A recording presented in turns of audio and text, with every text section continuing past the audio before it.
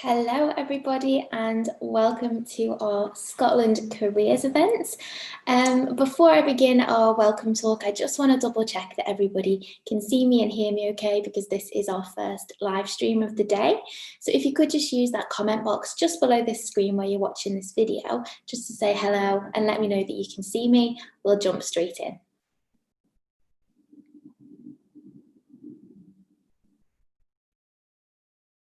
Fantastic. Okay, so my name's Sophie. I'm the events manager here at STEM Women, and I'm going to be your events host today. So I'm going to move through all of the live presentations with you. I'll be putting your questions to our speakers, and I'll also be hosting our panel discussion a little bit later on today. This is the third year we've run a Scotland event. The first year we ran it in Glasgow.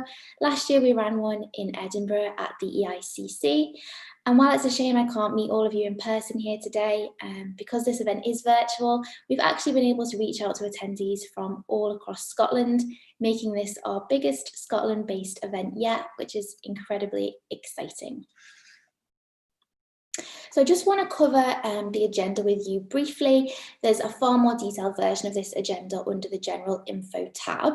So definitely check that out so you can see a bit more information about the speakers.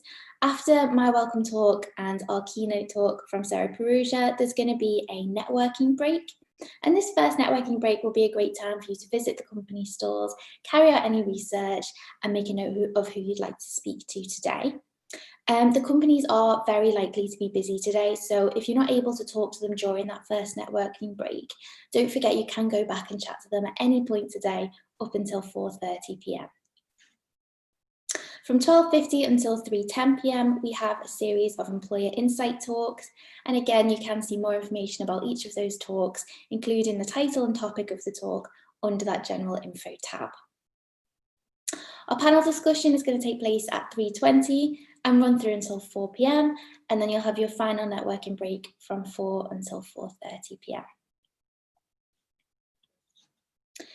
So I want to thank all of our exhibitors today. We have 17 exhibitors who have made this event possible. 6 of those companies are actually going to be delivering those insight talks. So I'd like to give you, a little bit of an overview about each of these companies. And I do want to emphasize this is a very brief overview. So head on over to their stores and read all of the information that they've got there to find out a little bit more about each of them in detail. But we'll start off with Morgan Stanley. They have an insight talk at 12:50. Morgan Stanley is a leading financial services firm. They have 1,200 offices in 43 countries, making them a truly global firm. Morgan Stanley programs are open to applicants from all degree disciplines. EY, so their talk's going to take place at 1:15. EY is a professional services organisation with 300,000 extraordinary people in more than 150 countries, working across 4 key business areas: assurance, consulting, strategy and transactions, and tax.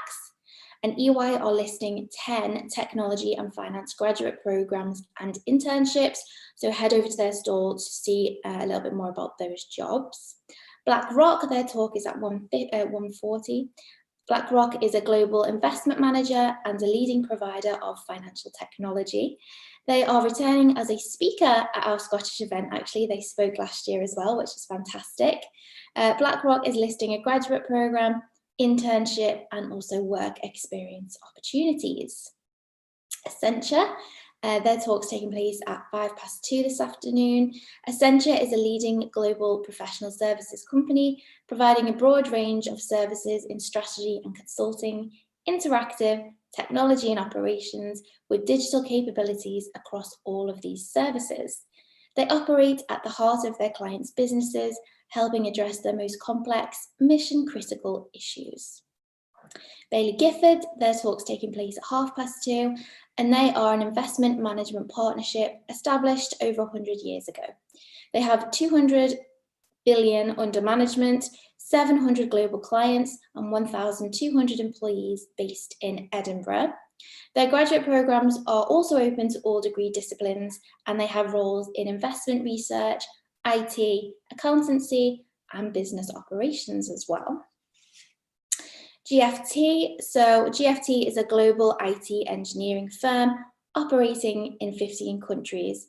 They've become a trusted sector specialist for the finance industry, and their partnerships with Google, Amazon Web Services, and Microsoft Azure have helped them to expand into new industries. They are led by Marika Lule, an inspiring CEO, and they've won the Google's 2019 Breakthrough Partner of the Year award. And their talk is going to take place at 2 to 3 this afternoon. So on this slide, you can see all 17 of our exhibitors, and I'm going to briefly cover the other ones now. So Baker Hughes works in the engineering technology space, and they operate in over 120 countries. Now they're looking to fill roles in digital technology, engineering and technology, field engineering, finance, sales and commercial, and supply chain as well. And they're listing graduates and internship opportunities. So take a look at their stand to see more about that. Bloomberg. So Bloomberg is a global information and technology company. They're founded by Mike Bloomberg, one of the world's leading philanthropists, and are committed to supporting worthy causes. Bloomberg harnesses the power of data, news, and analytics to organize, understand, and bring clarity to a complex world. They are also listing graduate program and internship opportunities. Cirrus Logic. So Cirrus build hardware and software solutions that have supported the audio industry for over 35 years. They have more than 3,530 issued patents, and they have offices around the world and over 300 employees working in their Edinburgh office. Goldman Sachs. So Goldman Sachs is a leading global investment banking, securities and investment management firm. It was founded in 1869, is headquartered in New York, and maintains offices in all major financial centers around the world. They're looking for creative collaborators who evolve, adapt to change, and thrive in a fast-paced global environment. Some of the types of work they do include software engineering, system engineering, quantitative strategy, and cybersecurity as well. KPMG. So KPMG has been established for 150 years in the UK, and they help companies solve business challenges. They have opportunities available across a number of business areas, and they recruit on a rolling basis, so they don't have closing dates. They're listing graduate programs and internship opportunities as well. Metaswitch. So Metaswitch is a recognized leader in the development of ultra-high performance cloud-native communication software. They have recently been acquired by Microsoft, so this is a very exciting time for you to join the company. They're recruiting talented and motivated graduates, postgraduates, and interns from any degree discipline to join their engineering team. You don't need any experience, just have an interest in technology and be willing to take on big challenges. So RBS fall under NatWest Group. So NatWest Group has its headquarters in Edinburgh and serves over 19 million customers. Led by Alison Rose, their inspirational CEO, NatWest Group incorporates a number of banks, including RBS and NatWest, and they are listing an 8-week summer internship. Network Rail. Scotland's railway is staffed today by people from both Abellio, ScotRail, and Network Rail as well. Scotland's railway covers a large area from Borders to Thurso at the tip of northeast Scotland. They serve commuter routes between 7 cities and have immediate start and graduate programs available. They require applicants from a diverse skill set, and they will consider candidates who have studied a variety of other degree subjects. Newton Europe. So Newton Europe have operations and digital consultant opportunities where you'd work alongside a variety of clients to develop and implement programs that deliver real sustainable change. PwC have a number of opportunities for students across all years of university, including graduate schemes, placement years, summer internships, and work experiences like their Women in Business and Women in Technology programs. They also welcome students from all degree disciplines. And finally, Velocity Technology Solutions. So for over 15 years, Velocity Technology Solutions has been a leader in global managed application and cloud services. As an AWS Premier Partner and Oracle Platinum Partner, their vision is to eliminate the complexity and expense associated with monolithic software developments and cloud migrations. As part of their continued growth, they are looking for ambitious and talented software technology graduates to join their graduate programme in the European HQ, which is in the centre of Glasgow. Fantastic. So please take time to drop by each of their virtual stores today, find out a little more about each of those companies and the roles that they're advertising as well. If you scroll to the bottom of one of their company pages, you can start a one-to-one chat with their reps, ask them any questions you've got about the roles they have available, company culture, anything like that. Companies can also find you today based on the profile that you filled in, so don't be surprised if they get in touch to start some chats. For any employers watching, if you have any questions about progressing those chats or sourcing features, please get in touch with Lauren. Okay, so I briefly just want to cover now what you can do today to get the most out of the platform. Firstly, as I said earlier, visit that general info tab, find out all of the talks that are taking place today and create your own agenda, which talks you'd like to see and when you'd like to put in your own networking breaks to chat with the companies. Secondly, visit that companies tab, see all 14 of the company stores, carry out a bit of research and note down any questions that you have to ask them. Thirdly, you can use the jobs tab to search through all of the jobs that we have available on the platform today. Fourthly, start a web chat with the companies using the chat feature. Some of these chats may be progressed to video, but it depends on how busy the companies are today, if they can progress those chats to video. So don't be surprised if they do, or if they don't have time. Finally, apply for jobs and internships. Today is a fantastic time to get your applications in with the advice from the companies fresh in your mind, and you can be applying to jobs throughout the event. So in summary, if you have any questions for our team today, we have our own stall at it's the STEM Women Help Desk, and that's under the companies tab. So just drop by there to have a chat with one of our team and we'll be able to help you out.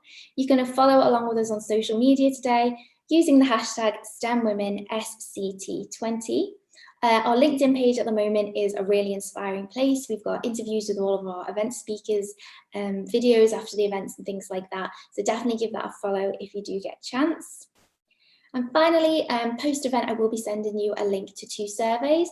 The first survey is a general event feedback survey, just asking you how you found today. And it really actually helps me develop our events in the future so that they can deliver more for you. And the second link is to our white paper survey. Now, the white paper survey collects your anonymous opinions on working in the STEM industries, working, remotely, things like that. And then we collate all of your opinions, put that into a report, and we pass that over to the employers, so they can get a sense of, what you're feeling about the industry in general at the moment, and that can really help drive change as well. So enough from me. I'm going to hand over now to our keynote speaker, leadership and development coach, Sarah Perugia. Hi, Sophie. Thank you so much. Welcome, everybody. So it's so lovely to be kicking off this fantastic event. Let me share my screen with you and tell you a little bit about myself and what we're going to be covering in the next 20 minutes. So I am Sarah Perugia. I'm an executive leadership coach, a keynote speaker, and a team facilitator. And I have been lucky enough to spend the last 20 years traveling all over the world. Now I travel all over the world virtually, working with teams, with individuals, with senior leaders on all kinds of different things that help us operate at our best. I'm influenced by neuroscience, neuroleadership, positive psychology, executive coaching, and NLP. Now, I'm quite an unusual executive coach in that my first career was being a professional actor. So you will notice in the next 20 minutes some influence from my previous life as an actor, and quite a lot of what we're going to think about in this skills session will be influenced by thinking about voice and body language and all sorts of top tips that come from that previous profession. So this is essentially an interview skills session, but really we're going to think very broadly about personal presentation skills. How do you present yourself with passion, with confidence, whether you're working face-to-face or virtually? So what I want you to do when you're considering your personal presentation skills, your interview skills, your networking skills, your pitching or presenting skills in any kind of format, maybe even just having that casual conversation. So many opportunities start from a casual chat over coffee. So what I want you to do is really start getting really intentional about how you show up. We're constantly telling a story about who we are in all of these different settings. So start with some curiosity.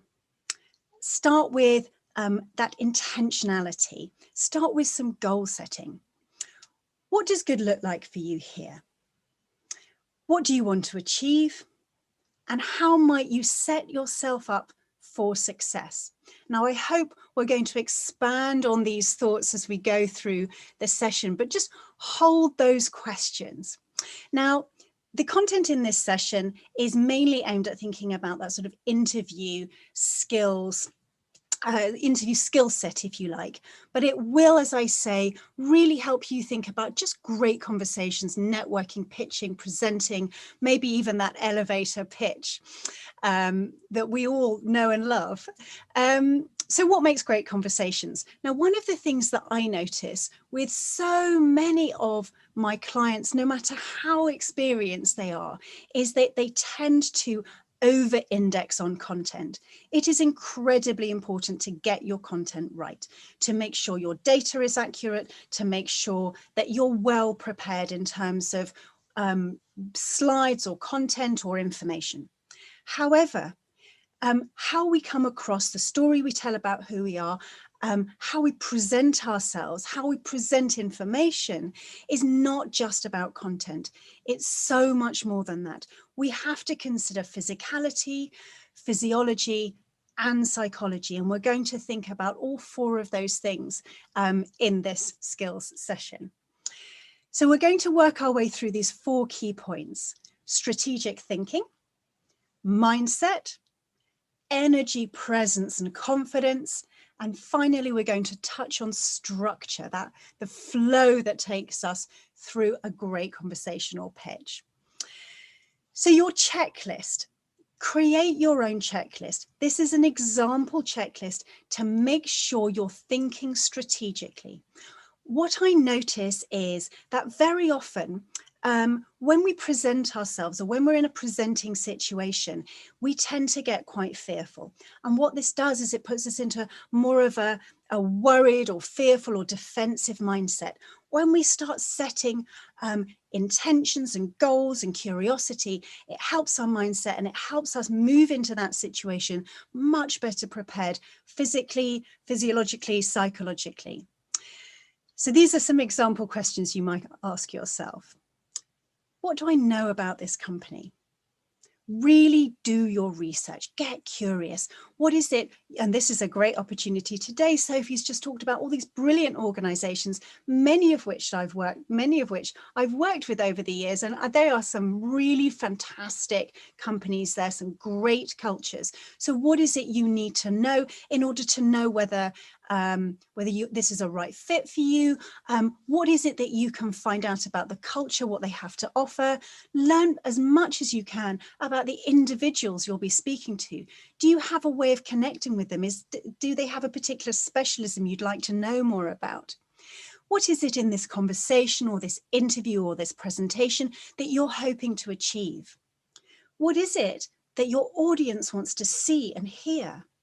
Put yourself in their shoes. What do you need to be at your best in that moment? Really think about your preparation, and we're going to look really broadly in this session about what preparation might look like for you. And then finally, I always think the key to walking into a situation and really being at our best is the magic of curiosity. So what are you curious about here? Now, that idea of curiosity leads us into thinking about mindset. What I notice is that so often that thing that I was talking about before, those sort of interviews or pitches or presentations, can awake a little bit of fear and nervousness in us sometimes. So set your foundation. Start with managing your mind. Start by noticing, what are the stories you're telling yourself? Are you going churning round and round with some fearful and unhelpful stories? And might you choose a more helpful way of thinking about this situation so that you can walk in feeling at your best, confident, charismatic, and perhaps make those connections and be even more present. So are you perhaps looking bottom left on our screen here, in prisoner mindset? Are you fearful, feeling you have no choice, feeling a little bit trapped by this situation, in some repeating worrying thoughts? And how might you take a deep breath, go for a walk, step away and start thinking differently? Might you be in tourist mode? What I notice sometimes is that if we get nervous, we tend to sort of disengage a little bit. We don't prepare quite as well. We say, oh, I'll just go with the flow. I'll just wing it. It'll be fine. If you look at this lovely picture of these tourists on their bus, they're having a great time. They're not having such a terrible time as the prisoner guy at the bottom there, but they're kind of facing the wrong way. They're not very intentional. They're not driving the bus.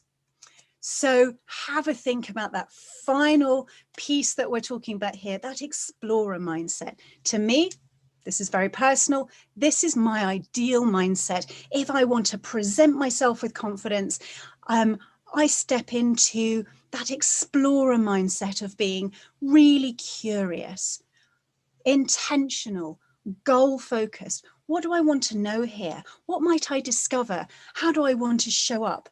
I might stretch myself beyond my comfort zone. You might think about, for example, standing up to present or have that interview. What might that little stretch do for you? You might think about how might you create that strategic mindset checklist for yourself to keep pushing yourself into that fantastic, empowering explorer mindset. Set your intention. Decide how you want to show up. Really focus on the story you want to tell about who you are. Remember, you have a unique value. No one else in the whole world is you. And that is such a strength. You have something to offer that no one else in the world has. So really take some time to talk with a coach or friends or perhaps mentors or teachers or lecturers about your unique value, your unique strengths, your unique skills. Walk in there with confidence, and finally, check in with that curiosity. What are you curious about? What might you discover here? What might you find out? So really take a moment to think about how might you use this explorer model to help you feel more confident, more intentional, more energized when you're presenting or having a conversation or perhaps influencing. Now we're going to move on to our third point here, which is energy, presence, and confidence. Now, again, we often over-index on really the detail of, oh, have I got my slides right? And you know, am I going to say exactly the right thing? Am I going to use exactly the right language?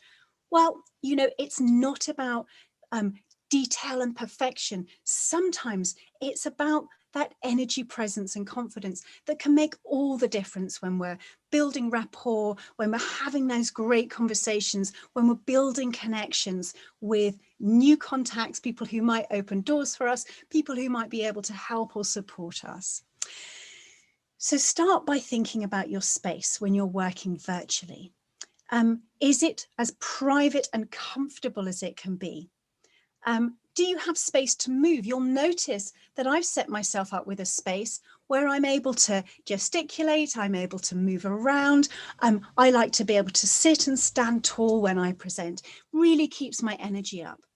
have a think about where your camera is.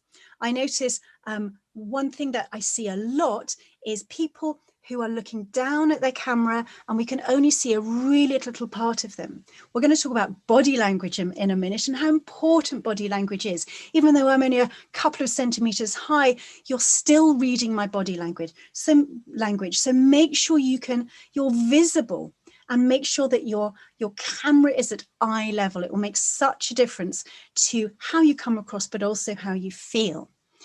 Check your lighting. Lighting can be a little bit of a tricky one when we're on camera. I've done my best with some lamps here, and I'm by a window. Invest in a good microphone. I spent about £30 on mine. Hopefully you can hear me nice and clearly, much better than these tiny microphones on our headsets. Have a think about your backdrop.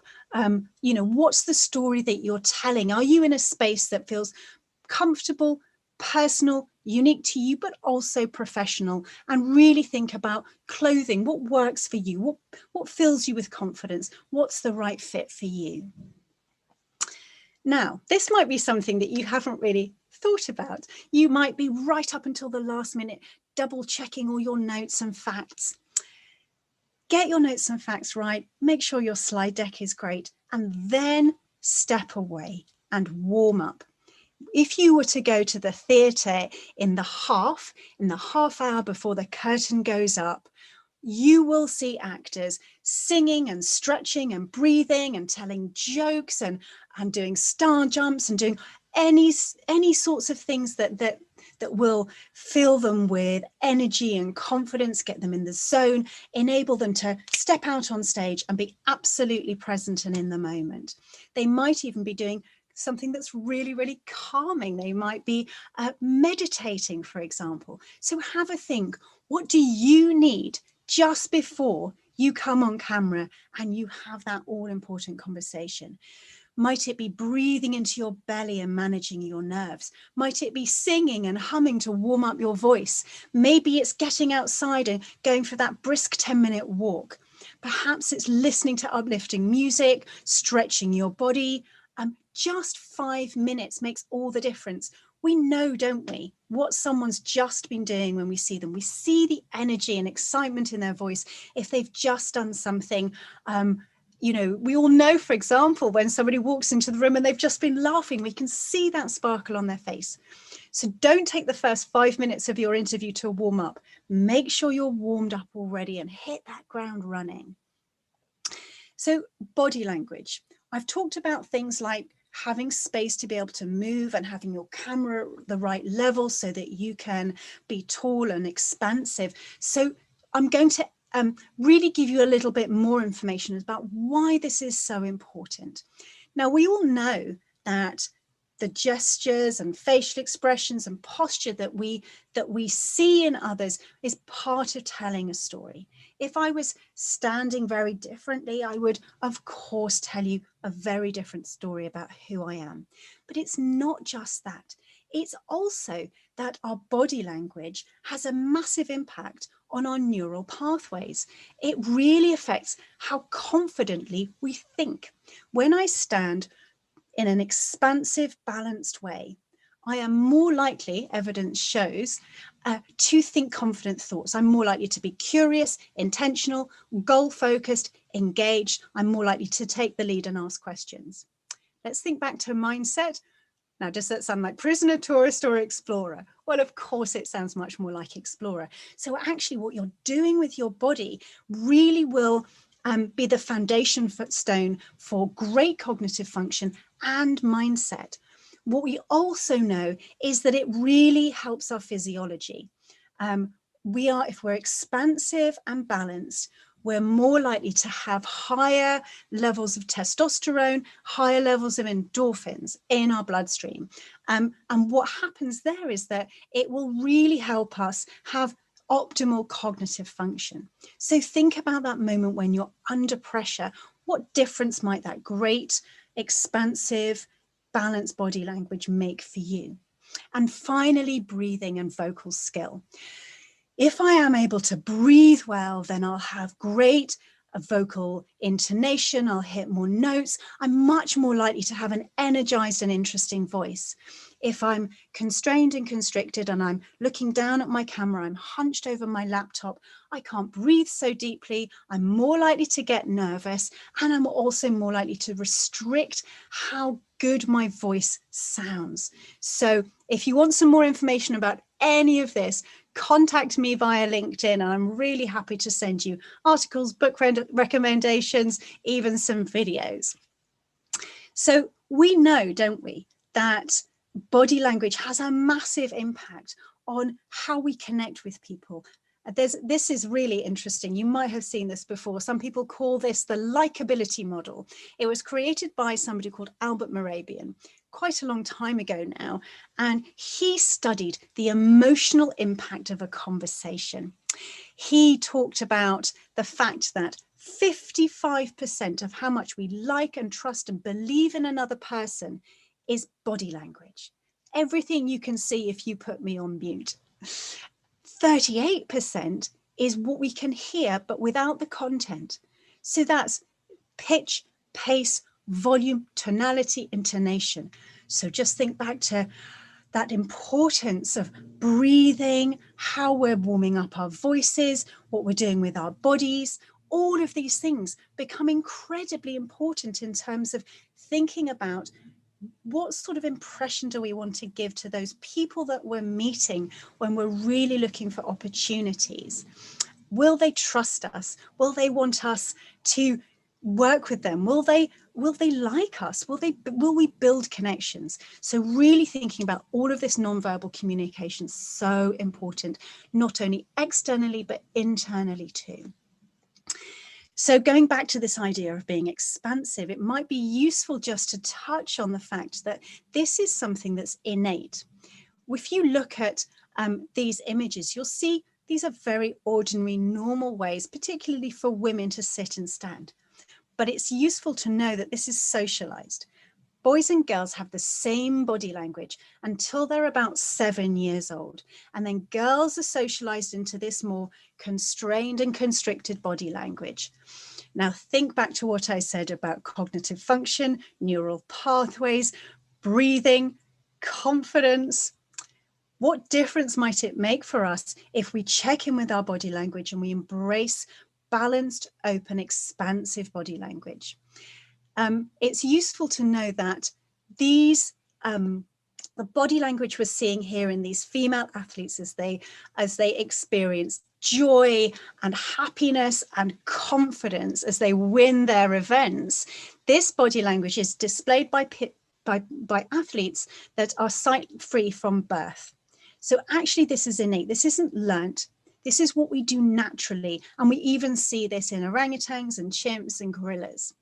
So really think about the fact that there's a very interesting feedback loop here. When we experience expansive body language, what we're enabling ourselves to do is to get ourselves physiologically and psychologically and physically in an optimal place to be charismatic, energized, and confident. So how might you use that warm-up time, but also the time when you're in these conversations to think about, how can I use my posture? How can I use this idea of expansiveness in order to get my voice where it needs to be, in order to present with absolute confidence? Quite a lot of people talk to me about presence. They ask me, can we teach presence? Well, you might be interested to know that you actually do learn about presence at drama school. Presence, Patsy Rodenberg, the most famous acting teacher in the world, who I was lucky enough to work with, what she talks about is that presence is simply about being present. It's about genuinely listening. Go back to your explorer mindset. It's about curiosity. It's about being there, absolutely able to hear, to listen, to build that connection. So how are you controlling your inner voice? How are you controlling your level of listening? Are you up there in active, empathetic, global listening, where you're really connecting, asking genuine questions, making this a two-way conversation? So, quick checklist. What does good preparation look like for you? Do your research, get curious, set up your space, take care of your mindset, set your clear intention, practice, practice, practice, rehearse, particularly your first and last lines. Perhaps you've got stories to tell. Run those through. Make sure you feel really confident. You know your stuff. Check and double check your tech. Do whatever you need to do to be present, whether that's a run or a walk, or your meditation. Make sure you've eaten well, you've got water, you've had enough sleep, and consider rituals. Do you have a ritual that helps you get in the zone? Those things are really important. And finally, we're going to talk about structure. The STAR model, I think, is absolutely fail-safe.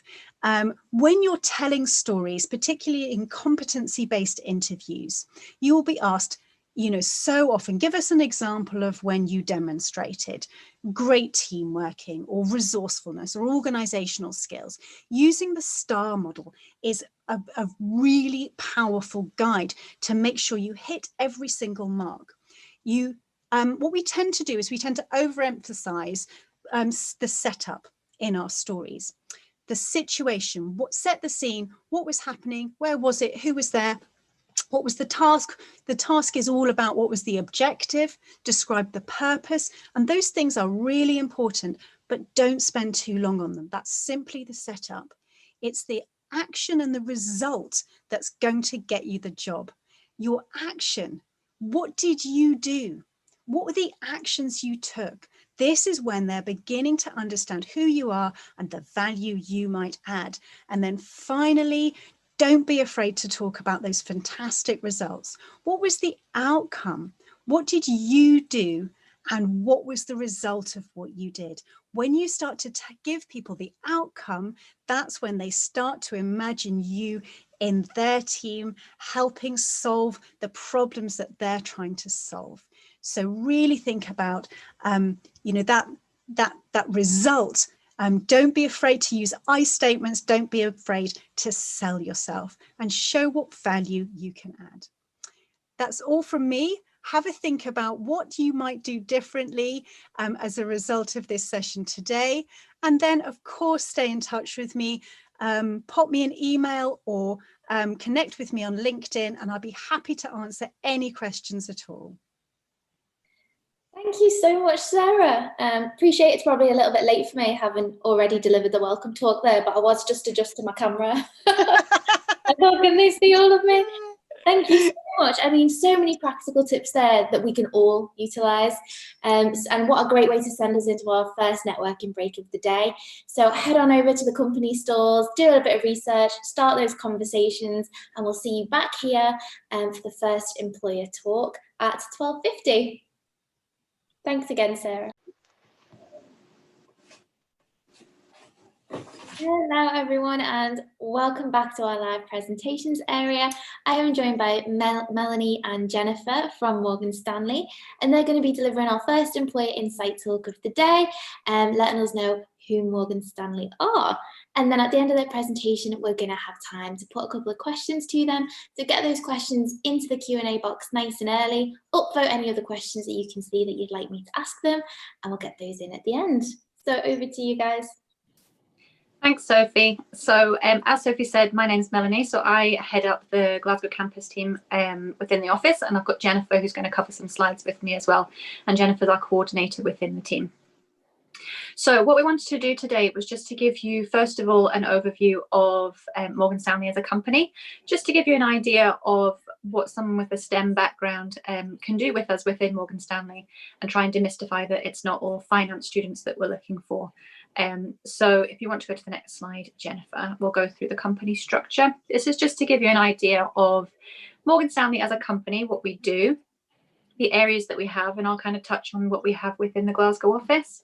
So you'll see company management at the top, and the blue areas just below are typically the divisions that you would have within any company. So if you just think about investment banks, but also other businesses tend to have an HR department, tend to have a finance department, marketing, risk management, community affairs, that type of thing. What makes Morgan Stanley slightly different is that the three areas that you see below that in the purple, green, and the kind of yellowy gold, that's where we make our money, and where most of the divisions sit within. So we've got institutional securities, global wealth management, and investment management. And those areas are typically in our core locations that we call them. So London, Hong Kong, and New York. And in Glasgow, we are kind of a support function for those areas. So if you see below in the grey, we've got infrastructure. They're the teams that underpin all of these divisions and kind of keep them moving. So we've got operations and technology as well. So operations are the division that are kind of the engineer room behind all of the trades that go through in the front office. So they make sure that everything goes through smoothly, catch any issues as well. And then technology manage the applications that these trades kind of run off of, as well as the operating systems as well. So there's a lot of different strings to Morgan Stanley's bow, I would say. So within the Glasgow office, we recruit for finance, so in blue at the top. We recruit for operations and technology from the infrastructure side. And also there's a purple one called equities, and within that there's fund services. We also recruit for that area as well. Within finance and fund services, it's typically accounting-based roles, but you don't have to have a finance degree to come on board with us with that. We've had an array of different backgrounds, including aeronautical engineering a couple of years ago as well. And it's just an interest in accounting that we look for with that, I would say. Operations take any degree background. Honestly, you just need to be keen for problem solving, process improvement, that kind of thing for operations. And then technology. Again, you don't have to come from a computer science background. Some of you might have that already, but those that might be studying maths or engineering, we take on those degrees as well. Plus any degree where you've got an interest within technology as well. So lots of different opportunities, and it's not just finance focused. So if we move on to the next slide, Jennifer. So this is a quick insight into what we actually do. And the point to this slide isn't to scare you and make you think I have no idea what's going on. It's to give you a bit of an insight into what we do, but also to show you that when you join, you don't have to know the ins and outs of what Morgan Stanley does. Any role that you join, they would teach you the bit that you need to know about. And from that point on, your knowledge just grows and grows year on year, and expands with the different teams that you might end up in, or you just get a greater knowledge of how the piece of the puzzle that you're working on fits within the broader Morgan Stanley company. So on the left-hand side, you'll see a range of kind of governments, corporations, financial institutions, and these are the types of people that we create financial products on behalf of. So governments, corporations, and financial institutions come to us and ask for help. We distribute the bits that are blue in the middle. We distribute the products with the financial products that we've created, and distribute them to asset managers, pension funds, insurance companies, and individuals as well. So individuals, we mean people with a lot of wealth. So that's within our wealth management. And the bit in the blue is the kind of products we're talking about. So money, securities, advisory services. You'll see listed as well foreign exchange. So just similar to if you were going on holiday and you needed to exchange pounds for euros, for instance. We do that within Morgan Stanley, but on a huge scale, different times of the year, and we can calculate when's best to change money, how much to do at one point as well. So that's between larger scale governments to wealth management clients and things like that. So it just works in slightly bigger scale. So that's that slide, and I'll hand over to Jennifer to look at some of the programs within Morgan Stanley Glasgow. Thanks, Mel. So I'm just going to cover a wee bit off about our selection process. So as you can see in the slide there, there's 4 main stages to our selection process. If anyone who is on this today is within the application process already, you should be able to kind of see which stage it is that you're at. So you've got your online application, which is the first part. So all our programmes are available on our website, and I will also be on the stall afterwards if anyone wants to have any discussions about any specific programmes that I covered off just now.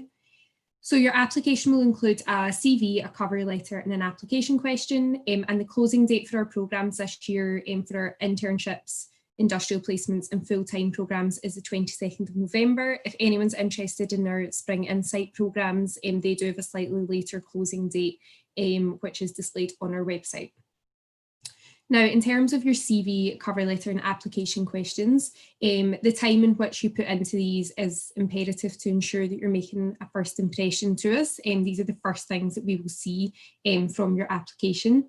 So things like CV, I'm sure you'll have heard kind of top tips for your CV before. Try and keep it short and keep it relevant to the role that you're looking to apply for.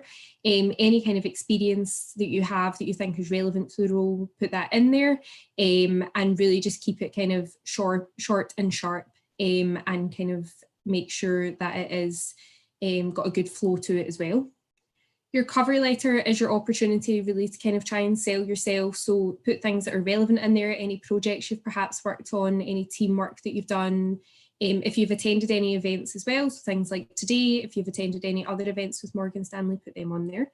And then you've got your application questions as well. So before you do your application questions, my advice to you would be to do your research, understand why it is that you want to come to Morgan Stanley and why you're applying for the role that you are applying for, and then that should help you with your application questions. Once you have submitted your questions, your CV and your cover letter, you will get a link to complete your online testing. Your online testing, as you will see there, it has to be completed within 48 hours. So be clever about when you're putting your application in, make sure you've got the time set aside to complete the online testing. The online testing that Morgan Stanley use, I would recommend that you have a look on websites such as Aon, and also it's QtE hub testing that we use. So it's probably similar if anyone's done any kind of online testing before. So numerical reasoning, deductive reasoning, and then we also have a kind of element of it called chat assess, which allows us to see it's more of a kind of situational judgment testing that you would cover. Then so you'll get initial feedback from your online testing initially. It's normally just a couple of sentences, and it just kind of gives you a rough idea of how you've kind of done in the online testing. If you are successful online testing and your CV is then reviewed by the recruiter and they decide that they want to telephone interview you, that is when you will move through to that stage. Now, I should add Fund Services, lucky for anyone who's applying for them, they don't do a telephone interview, they go straight to Assessment Centre. When completing the telephone interview, my advice to you again would be to have a think about why it is you're looking to apply to Morgan Stanley, and also do your research into the division that you're applying for. The other thing I should mention is the types of interviews that we do at Morgan Stanley. So it's strength-based interviewing we do, so it's different from your traditional competency-based interview, whereby what the strength-based interviewing does is measures what you enjoy doing and also what you're good at. So an example would probably be if you were asked a question about teamwork, for example. In a traditional competency-based interview, you would say you had a part-time job, you could be like, oh, well, we work as part of a team to make sure that everything's delivered to a certain time frame. Within a strength-based interview, we're looking to measure certain strengths in that. So whether that's things like, are you collaborative? Are you quite inclusive in terms of the way that you work? Are you innovative? That kind of thing. So we look for you to bring the examples to us as opposed to us asking you for examples. So the main difference between strength-based and competency-based is that there's no probing. So if you answered and said, I work well in a team, and then that was the rest of that was your answer, that's it, we would just move on to the next one. So it's about giving as much information as possible without being probed to do it. That allows us to assess what it is that you're good at and what you enjoy doing. After the telephone interview, it's then the assessment centre stage. Obviously, given the current circumstances, all our assessment centres are virtual this year, so they are carried out over Zoom. Some of them, there's this kind of different elements in them, so I'll cover off all the elements, and if anyone's got any questions on specific elements for the division they're looking to apply for, I can answer them for you at the end. So within the assessment centre, you will do a further 2 interviews for some of our divisions, a case study, and in fact, that's it this year. You don't need to do a group exercise. So in terms of the 2 interviews that you'll do for anyone who's applying to any of our technology tracks, so if that's enterprise engineering, what's the other ones? Business development application, and the other one has completely slipped my mind. Application development. Application development, you will do technical interviews. For anyone applying for operations, finance and fund services, you will do 2 strength-based interviews. Again, they will be measuring different strengths from what's been measured in your telephone interview, so they won't be just repetitive of the same interview that you've done. All divisions will do a case study. So a case study is basically an all-round assessment tool. It allows us to see how you interpret, how you analyse information. You'll be provided with various different scenarios, and we're looking to see what you think would be the best option to do and what kind of ideas you would come up with. I should add, for the case studies, they are examples of real life situations that you may come across when you're in the role. And whilst we're not expecting you to maybe have the technical knowledge behind what you should do, you should be able to understand what you should do or what the right thing is that you should do. And I would also recommend just ahead of the assessment centre ensuring you've got a solid understanding of Morgan Stanley and a solid understanding of our core values as well, as they will be something that we look for you to refer to and also align with during the assessment centre process. So once you've obviously kind of completed all of that, then we do look to get people kind of on board with us. So in terms of the programmes that are open for applications just now, so we've got our Operations Full-Time Analyst programme. So that starts in August 2021, and that is a 3-year programme within the Operations division. For Operations, Finance, Fund Services and Technology, we've got our summer internship. They start in June and they last 13 weeks. We've got an industrial placement programme for technology and also operations. However, I should add the operations industrial placement is based in our Frankfurt offices. And then, as I mentioned, the Spring Insight programmes, which have a slightly later start date on them, a slightly later application closing date, sorry, for operations and technology, and they tend to run early April time. Spring Insight's probably more aimed at people within their first and second year, but we do use the Spring Insight programme as a pipeline. For example, if you came to the Technology Spring Insight programme, you could pipeline potentially for our summer internship programme in 2022 or 2021, depending on what year it is that you're in. So that just gives you an idea of the kind of what you could apply for just now.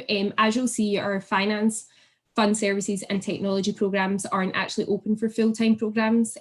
This is due to the success that we have in terms of converting our summer analysts and industrial placement students onto our full-time programme.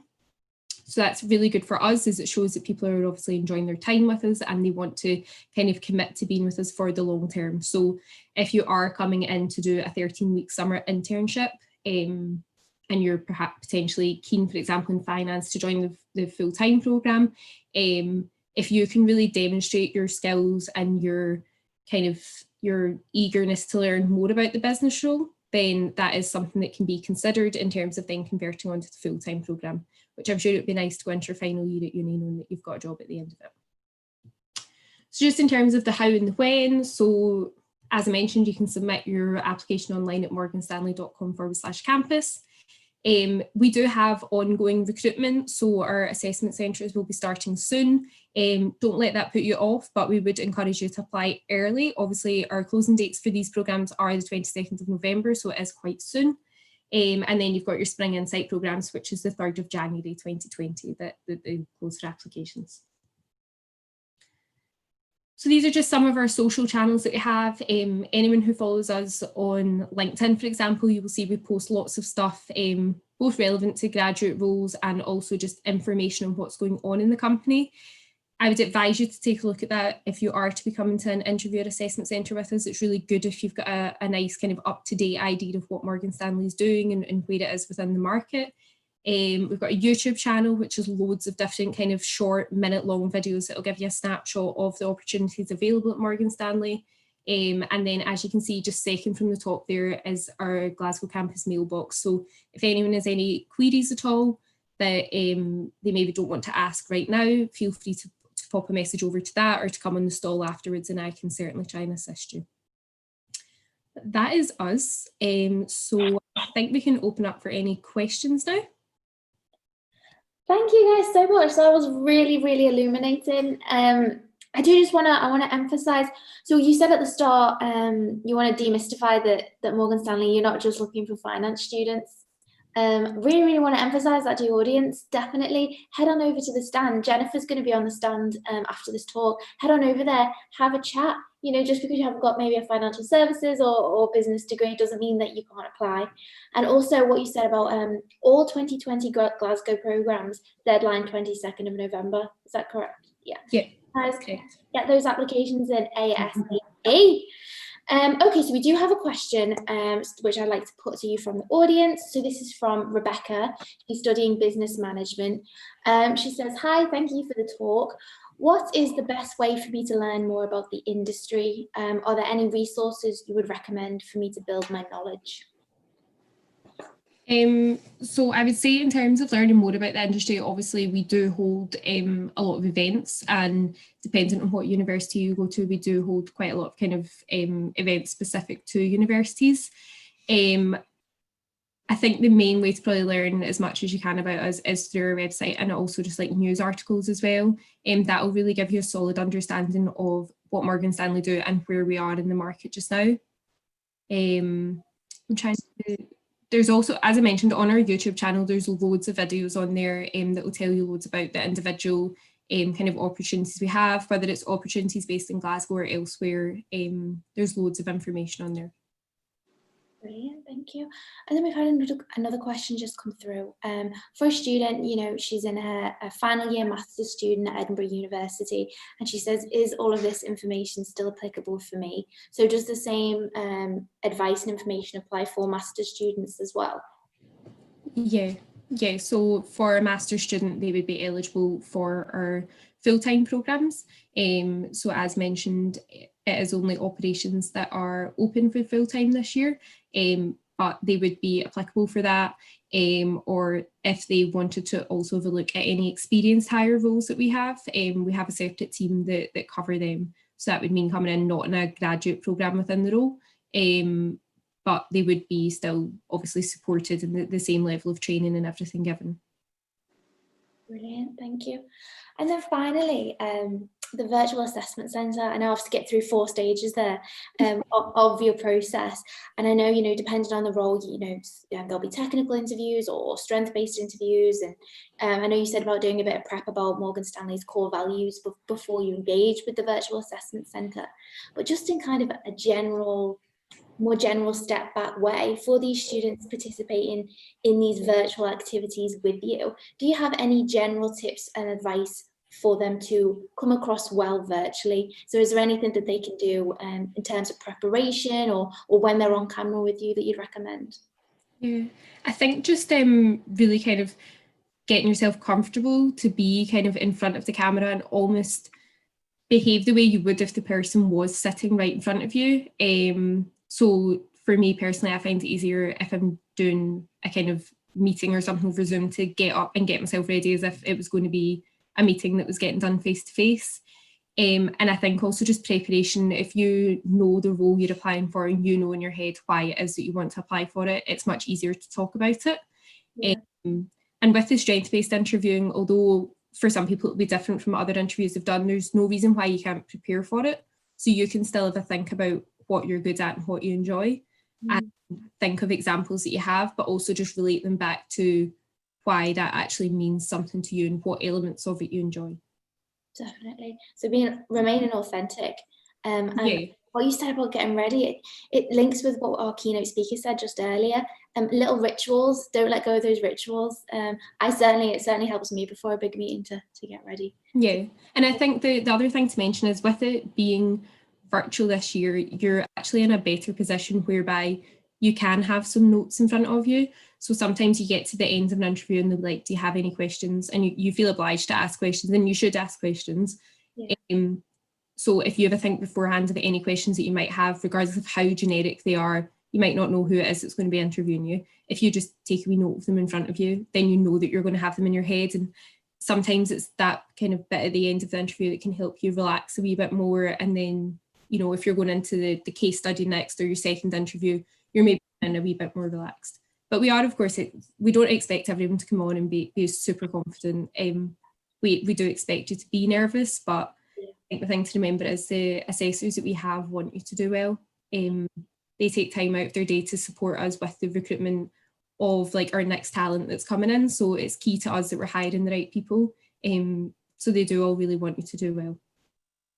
Fantastic, thank you so much, especially for those practical tips at the end. And like I said earlier, Jennifer is going right over there to the Morgan Stanley stand now. So head on over there with your questions, get those job applications in nice and early. 22nd of November deadline, don't forget that. And I will see you back here very shortly for our next employer talk. But huge thank you again to you, Jennifer and Melanie. Thank you so much. Market, I suppose. So that's just a little bit about EY as a firm. So we are a global firm. We're based in 700 office locations worldwide, and 21 of these are based in the UK, and I'll come on to show you those in a minute. So those 700 locations are within 150 countries, which is obviously, you know, massive. It really is a global firm with employees across the globe, and that equates to around 300,000 EY people that work for us. So that is something that appeals to a lot of people, because there will be opportunities to work in different areas, to work with people from different countries and different backgrounds. So it is a really exciting place to work. In terms of the UK, obviously this will be more relevant for you guys starting your career and having internships and things like that. So we are based, we have 21 offices, as I said, and they are, the Scottish offices that we have are Aberdeen, Edinburgh and Glasgow. We also have an Inverness office, but they are quite small and they don't take on students or graduates. But yes, Aberdeen, Edinburgh and Glasgow are our main Scottish offices that we'll kind of focus on today, and that's where all the staff that are on the stand are all based in those offices, and myself and Claire included. But yeah, we have offices across England as well, down to the Channel Islands, and an office in Belfast too. So really have a think about where you see yourself starting your career and where you want to see yourself working.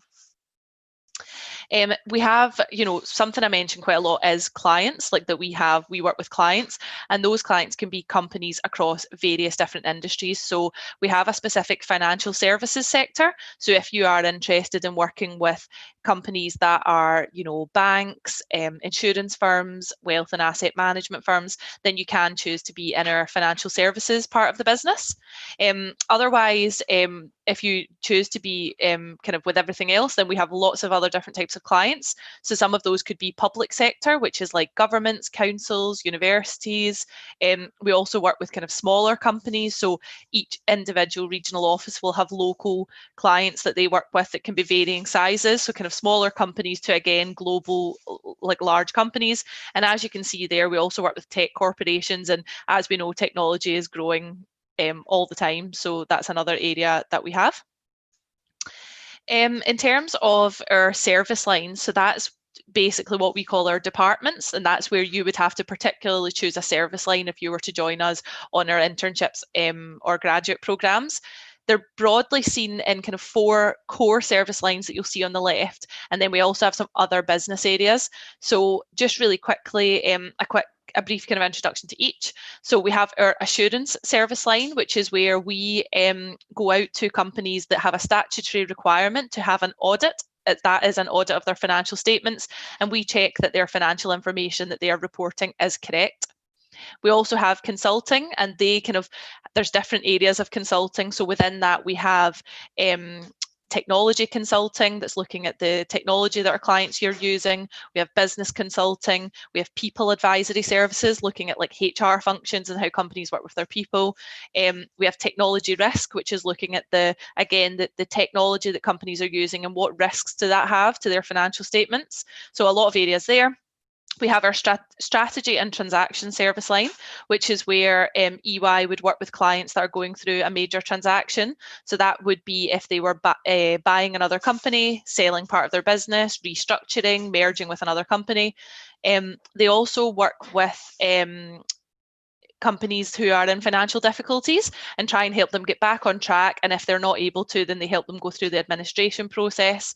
And then finally, we have tax. And that's where we help companies and high net worth individuals pay the right amount of tax, and also give them tax consultancy advice around, if they were to start trading in another country, how would that affect their tax, and what are the different regulations for the different countries they're operating in. Again, we have other business areas. So quite a lot of people today have been asking us about actuarial. If you kind of have a strong maths kind of background or mindset, then this could be good for you. And we also have specific technology roles. So as I said, we have technology risk, technology consulting, we have cybersecurity. And again, all of these we have most of these kind of service lines in each of our offices, but if you click on our stall, you'll be able to see which office has which of these different service lines, so you can read a little bit more and see where you want to be based. So I'll pass over to Claire now, and she's going to talk about how you can actually join us, like what programs do we actually have for our students at university. Perfect, thank you for that, Rachel.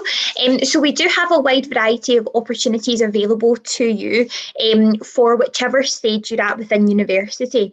Now, because we're in Scotland, obviously the way that university degrees work is slightly different. So if you are in first year of university or second year of a 4-year course, so first year or second year of a 4-year course, you are eligible for our Discovery Y programme, which is our one-day insight event that will run in April of next year, April 2021. There are 3 different opportunities within that. One of them is Women in Business, one of them is Black Heritage in Business, and one of them is Women in Technology. It's important to know if you are a male and wanted to apply for Women in Business or Women in Tech, you just have to talk about your kind of alignment or the importance of gender equality in the workplace. Similar to that, if you are a white candidate and you were interested in applying for our Black Heritage in Business offering, you just need to be talking about issues regarding race and ethnicity, the Black Lives Matter movement, and why it's important to have a diverse workforce. And the really good thing about the Discovery Y programme in April is that if you complete it and if you perform well in it and enjoy it, you can then be offered a summer internship for the following year off the back of it. This is normally held down in London. It's all expenses paid by EY for your travel and accommodation. This year with the pandemic, we moved it to a virtual offering. We're hopeful that in April of 2021 next year, things will return to normal and it will take place in London as before. But at this moment in time, we're just not sure. We'll obviously work with the government guidance, but if we're not able to hold it normally, it will again be done as a virtual offering so that we're honouring the commitment we've made to all of you guys that have applied to the programme. If you're in your penultimate year of university, you can apply for one of our summer internships, which are typically held for 6 weeks over the summer between your penultimate and your final year at university. And these are service line specific. So Rachel's already ran you through all the different service lines that are available.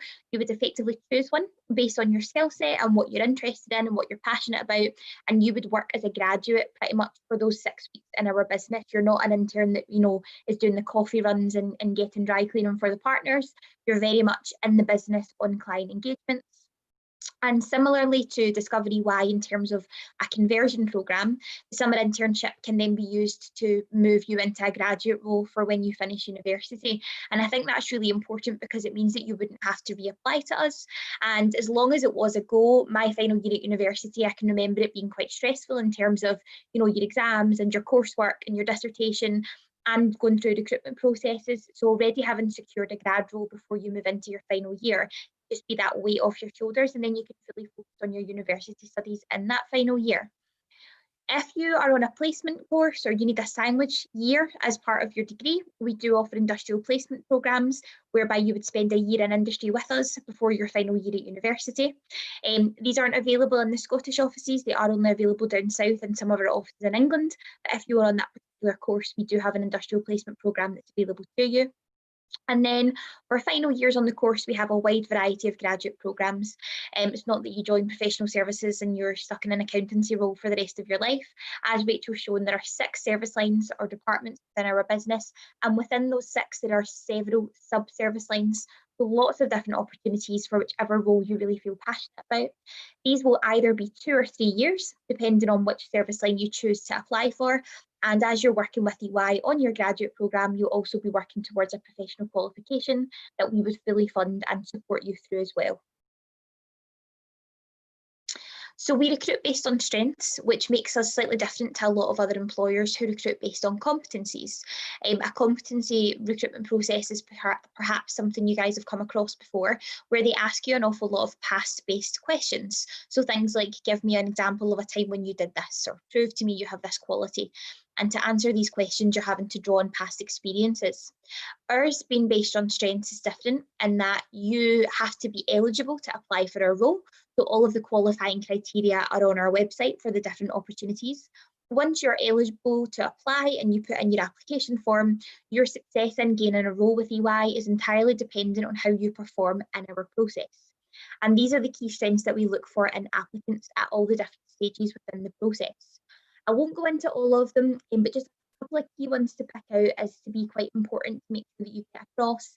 Being in the know is about being commercially aware, so making sure that you've researched the industry, making sure you've researched the company, attending events such as this are a great step in the right direction so that you fully understand what you've applied for. You can talk about why you've applied for it in terms of what you're passionate about, but also why you're the best person for that role in terms of your own skill set. Being a strong communicator is twofold. It's about being able to communicate effectively, by speaking, but also by being able to write professionally worded emails, because you will be a representative of the firm if you join us. Resilience is about, being able to bounce back from failure and overcome obstacles and challenges and be positive in the face of adversity. And I think through the pandemic, pretty much everyone in the world should have really good examples of resilience by now. And then the final one is about being a team player. So being able to work collaboratively with other people and having that be something that you enjoy as part of a role. So these are, the key things that we look for, and I would already be thinking about how you can get across that you have these strengths and examples of that as you move into our process if you decide to do that. This is our application process. It's the same in terms of for the different roles, but you just do a different number of stages depending on which point in your university career that you're at. So for all programmes, the first 3 stages are to be completed. For Discovery Y, which is our insight programme for first years or second years of a 4-year course, you complete the first 3 stages. The first one is an application form. It's really just information about yourself in terms of your name, your address, your email address, your data in terms of where you studied and what you studied. Then we have online assessments. You'll do a numerical reasoning test, which is all about speed and accuracy. And you'll also do some situational judgment type questions where we ask you to list things that are most like you and things that are least like you, and we'll ask you to rank certain things in order of priority. And then there's a job simulation, which is about communication. We'll assess your oral communication by asking you to video yourself answering some questions. You can practice this by using your iPhone or asking a family member or a friend to do some mock interview questions with you. And then, like I said, we ask you to write a professionally worded email just to check your written communication. Before Discovery Y, that's the 3-step process that you would go through. For penultimate year students who are applying for a summer internship, you'll do 4 stages. You'll do the first 3, the same as Discovery Y, then you'll do a 4th and final stage, which will be the EY Experience Day, which is our version of an assessment centre that's now been done fully virtually on Microsoft Teams throughout the pandemic. The EY Experience Day is a really good experience for you all in terms of you'll get to hear from a partner within EY about their experiences and their career so far. You'll get a chance to liaise and talk with graduates and apprentices in the business as part of our buddy Q&A and get to ask them questions. You'll do another NRT, so another numerical reasoning test, similar to the one you'll have done in stage 2. You'll do a group work task, so we'll put you into breakout rooms on Microsoft Teams and assess how you discuss and work collaboratively with a couple of other candidates. And then you'll do a final assessment with an assessor 1-to-1, which is basically asking you to make decisions and prioritise certain things and be able to justify why you've chosen certain things over other things. And then finally, for industrial placement students who want a year in industry, or for final years who want a graduate programme, You'll do the first 4 stages, similarly to the last 2 roles, but you'll do one final stage, which is a final interview, normally with a partner or a manager in the office and the service line that you've applied to. It's quite informal. It's nothing for you to worry about. I know that sounds quite scary, saying an interview with a partner, but ultimately you've already gotten through 4 stages by the time you get to that point. So we know you're of a very high calibre. We just want to get to know you a bit better to make sure that the role that you've applied for aligns with what you want in a career, and just ultimately answer any questions you might have at that final stage as well, as we kind of go into the decision-making process. So those are all the different stages. Like I say, you'll set them differently depending on what role you go for, but hopefully that's been quite well explained and you kind of understand what to expect in the process should you decide to apply. That's kind of all we had to talk about today. Just wanted to highlight a couple more things before we kind of open the floor to questions. We have our website on the top right hand side with all of the information on all of the different roles we have available. All of our social media tags are down the bottom on the right hand side if you want to connect or link in with us in any way, shape or form. And Rachel and I will also be on the stand for the rest of the day with other graduates from service lines if you have any kind of more in-depth questions you'd like to ask. But thanks so much for listening, and we really hope that you found it valuable. Hi Claire, hi Rachel, thank you so much for that insight into EY. We have had a couple of questions come through, so I'm going to put those straight to you and get cracking on those. So the first one is from Ella. She says, EY is such a large and successful company. Do you have any tips about how I can make my application really stand out and impress in the virtual interviews? I don't know if Claire will have anything to add, but the way I kind of see it is it's obviously really good to be thinking of this already, and everything that Claire said around strengths, start to think about the strengths that you have, how they align to the kind of job spec that you're looking at, and what can you bring to the table. However, one of the main things I would pull out from what Claire spoke about as well is try not to think too far ahead in the first instance of getting in front of someone and being able to do it, because first of all, you have to get through those tests, and we really don't want people to get ahead of themselves and think, right, I'm just going to get through these tests really quickly so that I can get to the interview, because we really want people to be successful and not fall down at the first hurdle. So I would say you've came here and you've got some advice from us on what the process is going to look like. So really use the time to practice numerical tests, situational judgment tests. If you have any more questions on that, come to the stand. We can share some links that we recommend for you to try practice tests, and really just don't forget that you have to get through those before you can even get face-to-face with someone, because we don't want you to fall and then you could be a great candidate once you get face-to-face with someone. So I suppose that would be my main advice. I don't know if you have anything else to add, Claire. No, I agree. Really good advice, actually. Yeah, focus on the tests. That's fantastic. You can share the links as well. So don't forget, guys, head on over to the EY store. So the next question is from Audrey. She says, hi, thank you for the talk. Are certain degree programs more suited to certain divisions? So, I mean, basically the way it is the majority of our programs you can apply from any degree background. There are some where they might have niche requirements that, because of the nature of the role, you may have to have studied a particular degree, but the majority of them, the vast majority, you don't require a specific degree. So it's one of those where we are looking for a lot of STEM students, especially females. So it's great that you're all here and you will have like attributes that we think from studying a STEM degree you will have, like that Claire mentioned, especially being like analytical and adaptable and things like that. However, it's down to your preference of what you want to do. So if you are studying a maths degree but you don't want to go into the accountancy side and you want to go into technology, then as long as that program doesn't require a technology degree, then go for it. Lots of them just say you don't require a specific degree, you just have to have a passion for the subject. And then, you know, otherwise, if you don't have a maths or accountancy degree but you do want to do the chartered accountant qualification, that's what I did. I studied a languages degree and then went to do the chartered accountant qualification. So it really doesn't matter. It's all based about your strengths, and those strengths can be transferable from any degree into any of our programs. So really focus on not what you study, but what skills you think you have and how you can bring that. So how do you have communication skills, team working skills, curiosity, flexibility? How can you bring those to the table rather than what you've studied? It's really more about what you want to see yourself doing, because it's you starting your career, so you want to choose something that you're going to enjoy. Just one more thing to add as well, if you go onto our website, on the top right hand side there, we have a Pathfinder whereby you can answer a questionnaire about your skills and your strengths and things that you're interested in, and we take all of your answers and then suggest to you what service line we think you're best suited to. You don't necessarily have to go with that recommendation. It's absolutely up to yourself which one you would prefer to do, but it could be quite interesting just to see where we think your strengths lie and where we think you would be best suited. And the Pathfinder doesn't take very long to do, and it's quite interesting, some of the information that you get back. Well, thank you again, Claire and Rachel. Huge thank you for sharing that and answering those questions at the end. And I think you said earlier that what service lines are available at what locations, all of that's at your stall. So head on over, have a look at that information. If you've got any questions, ask Claire, ask Rachel, ask the reps at the stall, and get your applications in nice and early. So huge thank you again to you guys for that presentation, and I'll see all of you back shortly for our next employer talk.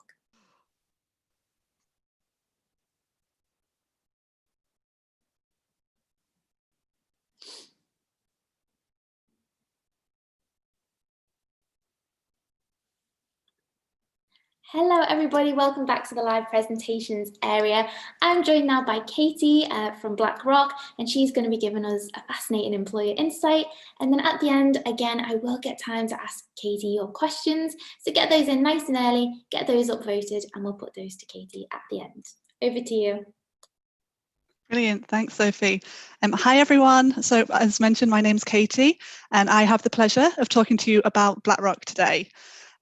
Before we get into the slides, I wanted to tell you a little bit about who I am, my journey to BlackRock, and just kind of introduce myself. So I graduated from Leeds University in 2010, and I did a BA in German language.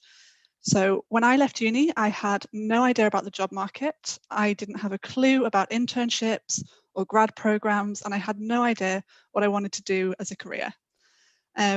Now, most people I spoke to who'd done a language degree went into teaching or translating work, but I knew that wasn't for me because I knew that I liked problem solving and working with people, with adult people. And so I kind of fell into my current field of work through chance. I currently work in HR at BlackRock, and I really fell into HR because I saw an entry-level role that required German speakers. I've gone through a number of HR roles now within different finance firms before I joined BlackRock 5 years ago. And I joined BlackRock to manage the technology campus recruitment. There's a common theme here. I'd heard about BlackRock by chance. One of my friends joined the firm and told me how much she enjoyed the culture and the environment. And so I decided to research the firm a little bit more. And what I found is that BlackRock is the biggest company you've never heard of. It's an asset management company, the largest in the world, and it really combines finance and technology. But I'm really glad I found BlackRock. I think it's a great place to work, and hopefully by the end of this, you'll feel that it's somewhere that you can consider your career as well. So I've got about 13 minutes to run through my slides, and what I'm hoping to convey is who BlackRock is, the early career opportunities that we have, and the application process and some hints and tips. Now, as we go through the slides, I urge you to keep an open mind about your careers and where you want to see yourself in the future. You may have a fixed idea right now, but there's more to BlackRock and there's more to the career market than you might think. So, now I've briefly mentioned that BlackRock is an asset manager. So what does that mean? Now, in the simplest form, asset management is defined as the business of handling others' money. So asset management firms or investment management firms are typically financial services companies that invest on behalf of clients. So as an asset manager, BlackRock will recommend various investment products and vehicles to clients, making sure that we're staying within their risk appetite and making sure we're staying within the parameters that they set us to achieve the financial goals that they're looking to achieve. Ultimately, an asset manager's aim is to maximize the returns, so the money that a client will receive, and ensure that the financial objectives are met within the risk parameters. So what asset managers do is we act on behalf of a client. We rely on a stable, fee-based income stream, and we receive regulatory oversight at both the manager, so that's the person who manages the funds, and the portfolio level, so that's the fund overall. What we don't do as an asset manager is we do not invest our own balance sheet. We don't invest our own money, and we don't engage in principal trading. We don't guarantee the amount of money a client will receive in returns, and we don't have a central bank or government backing. So if things go wrong, then we're not bailed out by any other outside parties. Now in finance, this is what I found when I kind of stumbled into the finance world. You'll hear a lot of people reference things called the buy side and the sell side. So the buy side refers to firms that purchase securities and investment products. So that would include investment managers, pension funds, and hedge funds. And then the sell side refers to firms that issue or sell or trade those securities and investment products. And so that would include investment banks, corporations, advisory firms, and so on. So as an asset manager, BlackRock is on the buy side. So with that context of how BlackRock fits into the finance industry, I wanted to talk you through a little bit of the evolution of BlackRock's history and culture. So we are a relatively young firm. We were founded in 1988 by 8 entrepreneurs in New York City who wanted to start just a really different company. All of our founders shared a determination to put client needs first, and they were dedicated to data-driven, fact-based investing and managing risk. We had incredible growth, so that led to our IPO in 1999, so our initial public offering, where we went public. And by 2005, we had a really strong fixed income, equity and advisory business. What happened next is we went through a series of transformational mergers and acquisitions to really build out our investment capabilities and make ourselves a one-stop shop. So we acquired Merrill Lynch Investment Managers in 2006. And then the biggest of the mergers was actually in 2009, when we acquired Barclays Global Investors, which gave us index and exchange traded fund capabilities, which if you are interested in finance, you'll hear quite a lot about iShares. That is our exchange traded fund business that we have. And then more recently in 2019, we acquired eFront, which is a provider of end-to-end investment management software. And so this strengthened our capabilities in offering technology across investments. I'm not going to go through the whole history of BlackRock. There's a lot of stuff that's happened alongside all of these mergers and acquisitions, but what I hope you take away from this is that the BlackRock of 3, 5, 10, or even 20 years ago is very different to the BlackRock of today. And I personally find it really exciting to be part of a company that changes so much. Now, as a firm overall, we are driven by a core purpose, which is to help more and more people experience financial well-being. That purpose is our why. It is our reason for being. But as you can see on the screen here, we also have our principles, and our principles are our shared understanding of who we are, what we stand for, and how we conduct ourselves as we pursue that purpose. They basically underpin everything that we do. So we are a fiduciary to our clients, which means that their interests come first always. We have the responsibility to be the voice of the investor and make sure that we represent them fairly and equally. We are one BlackRock because we know that the best solutions result from the ideas and the contributions of a diverse team of partners. Diversity strengthens us and it delivers better results for our end clients, for those investors. We are passionate about performance and we are focused on performing at the highest levels. So we need to outthink and outwork our competitors to remain at the forefront of our industry. And then finally, we are innovators, which means that we have to bring the best of BlackRock to our clients by being innovative, by challenging the status quo and not being afraid of failure. So the reason I'm calling that out here is that these aren't just words for us. They shape how we do what we do, how we conduct ourselves. And it's also how we assess candidates for a lot of our roles by asking them for examples of how they've embodied these 4 principles. Okay, Okay, so this is what drew me to BlackRock, the culture. So whenever you speak to someone who works at BlackRock, you'll hear them talk about the culture of the firm. It's definitely one that we're proud of, and it's definitely one that stands out in the financial services industry. So first of all, we firmly believe that inclusion and diversity is key to our success. We've taken an active approach to diversity, equity, and inclusion. So for example, we've made public commitments about increasing female representation at board level. We are a founder member of the 30% Club in the US, and we have a number of employee networks such as the Women's Initiative Network, the Black Professionals Network, Out and Allies Network, and many, many more to provide resources and a platform for people to connect with each other across the globe. We also have a range of benefits and programs to meet the varying needs of our talent across the firm. So we have a casual dress policy, which means that yes, you can wear jeans to the office when we're in the office. It's completely acceptable to dress how you would, however feels comfortable for you to work. We have something called flexible time off, which means you can take as many paid holiday days per year as you need, as long as you are still fulfilling your work obligations, but there is no minimum or maximum number of days off a year that you can take. Additionally, we have 2 paid days off for you to volunteer for a cause that you support, a charity, for example.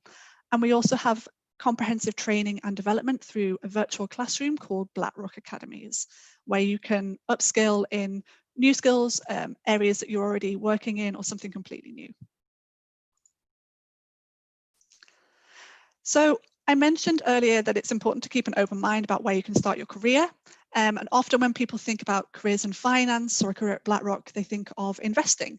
That is one part of our firm, but it's also too narrow a way of thinking when you're exploring roles.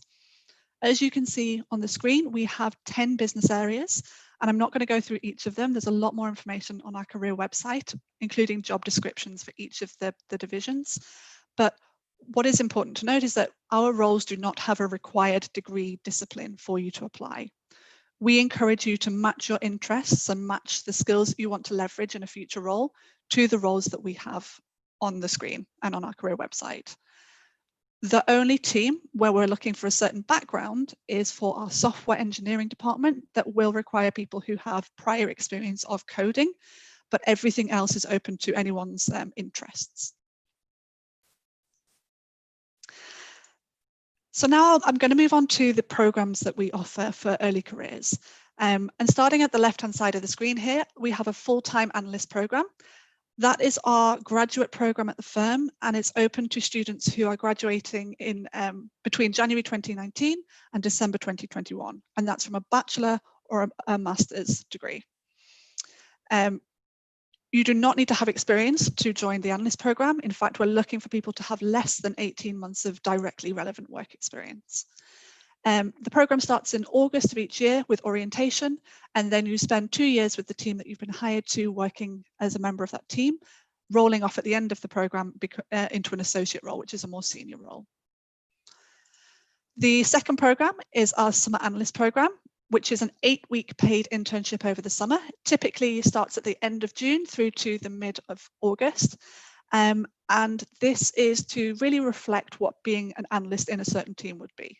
So you have real life responsibilities, you participate as well in development, networking, social events, but it's really to mirror life as an analyst at the firm. For us, the summer analyst program acts as a feeder to the full-time analyst program for the following year. So to be eligible for the summer analyst program, you should be graduating in 2022. The third program to highlight is the placement or off-cycle internship program, and these are for students who are required to take a longer internship as part of their degree course. So we have 6-month placements for those who are graduating in 2022, or 12-month placements for those graduating in 2023. Now, not all business areas and not all locations offer placements or off-cycle internships, so you'd have to check the website for further details of those. And finally, the Spring Insight program is a 1-week work experience program offered in our London and Edinburgh offices and provides a week-long in-depth look at a business. So through classroom sessions, through networking and a project, you would learn more about what it's like to be in that team. And then the Spring Insight program acts as a feeder to either the Summer Analyst program, placement, or off-cycle programs. So I'm conscious of time, so I might have to whiz through the rest here. The general assessment process. So when applying to BlackRock, you can submit only one program application, depending on your graduation date for your eligibility. But as part of that application, you can choose up to 2 different business areas to be considered for. Now, the application process will be the same for all programs. You apply online with a short online application form and upload your CV and select the 2 teams. Once you've submitted your CV, you then receive a link to record a video cover letter, which replaces a written cover letter. If you select 2 teams, you'd be required to do 2 cover letters. In the video, you're answering 2 questions related to your motivation for the role. It's nothing technical, it's all competency and motivational. So you don't need to worry about sort of swatting up on the business area too much. You would have 3 minutes once the question pops on the screen to prepare an answer, and then up to 90 seconds recording. Now, following that video cover letter, applications are reviewed by the teams that you've been applying to. They select people for first round interviews. Those first round interviews are done virtually, focusing on the BlackRock principles. And then after that, there will be final round interviews, again virtually, to focus more on technical information, perhaps a presentation, perhaps a case study. The only exception to this general assessment process is if you apply to software engineering. For that team, instead of doing a virtual cover letter, you would do a short coding challenge, and then it would be reviewed by a developer to then progress to virtual technical interviews.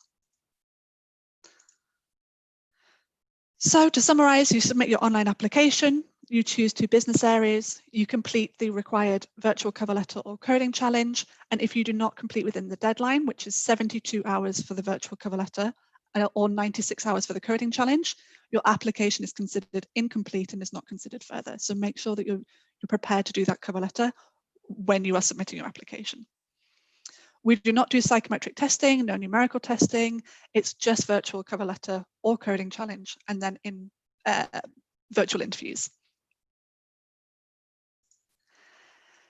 So when to apply by?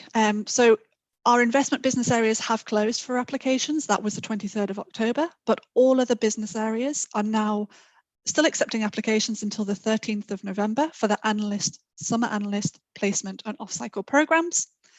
And for the Spring Insight program, that has a little bit of a later deadline. That is the 4th of December for all business areas. So make sure you get your application in before those dates.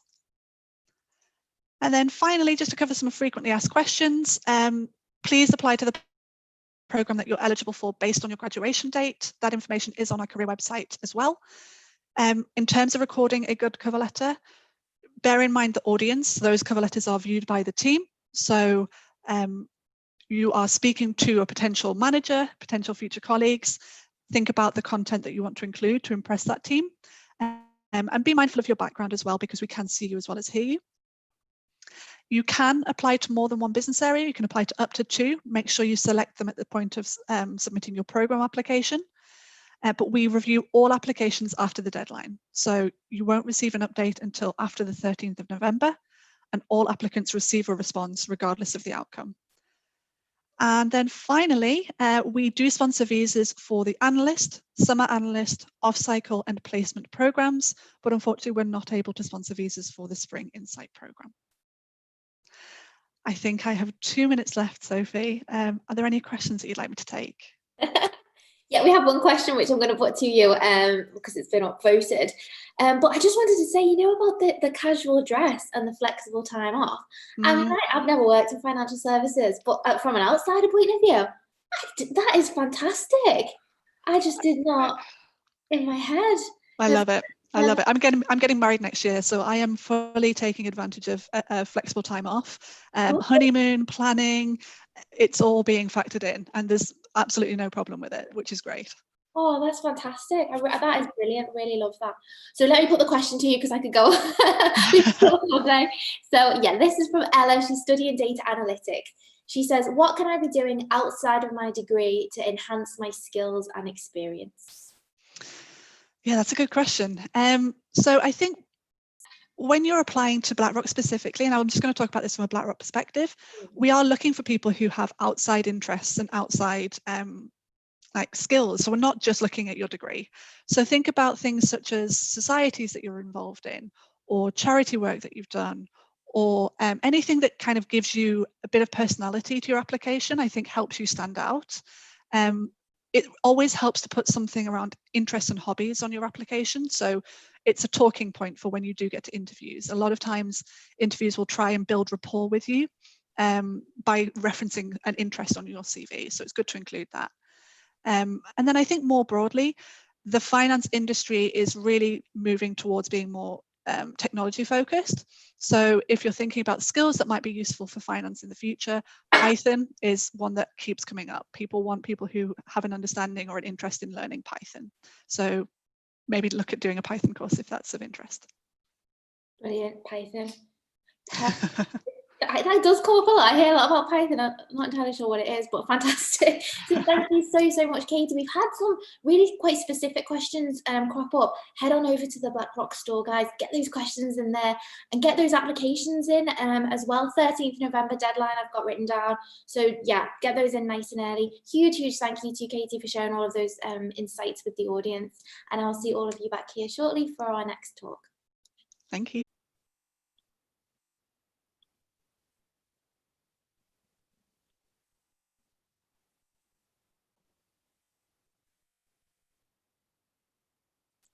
Hello everybody, welcome back. I'm now joined by Sausan and she's from Accenture and she's going to be delivering us an insight talk into how she went from studying a life science to joining the Accenture graduate scheme and working in technology.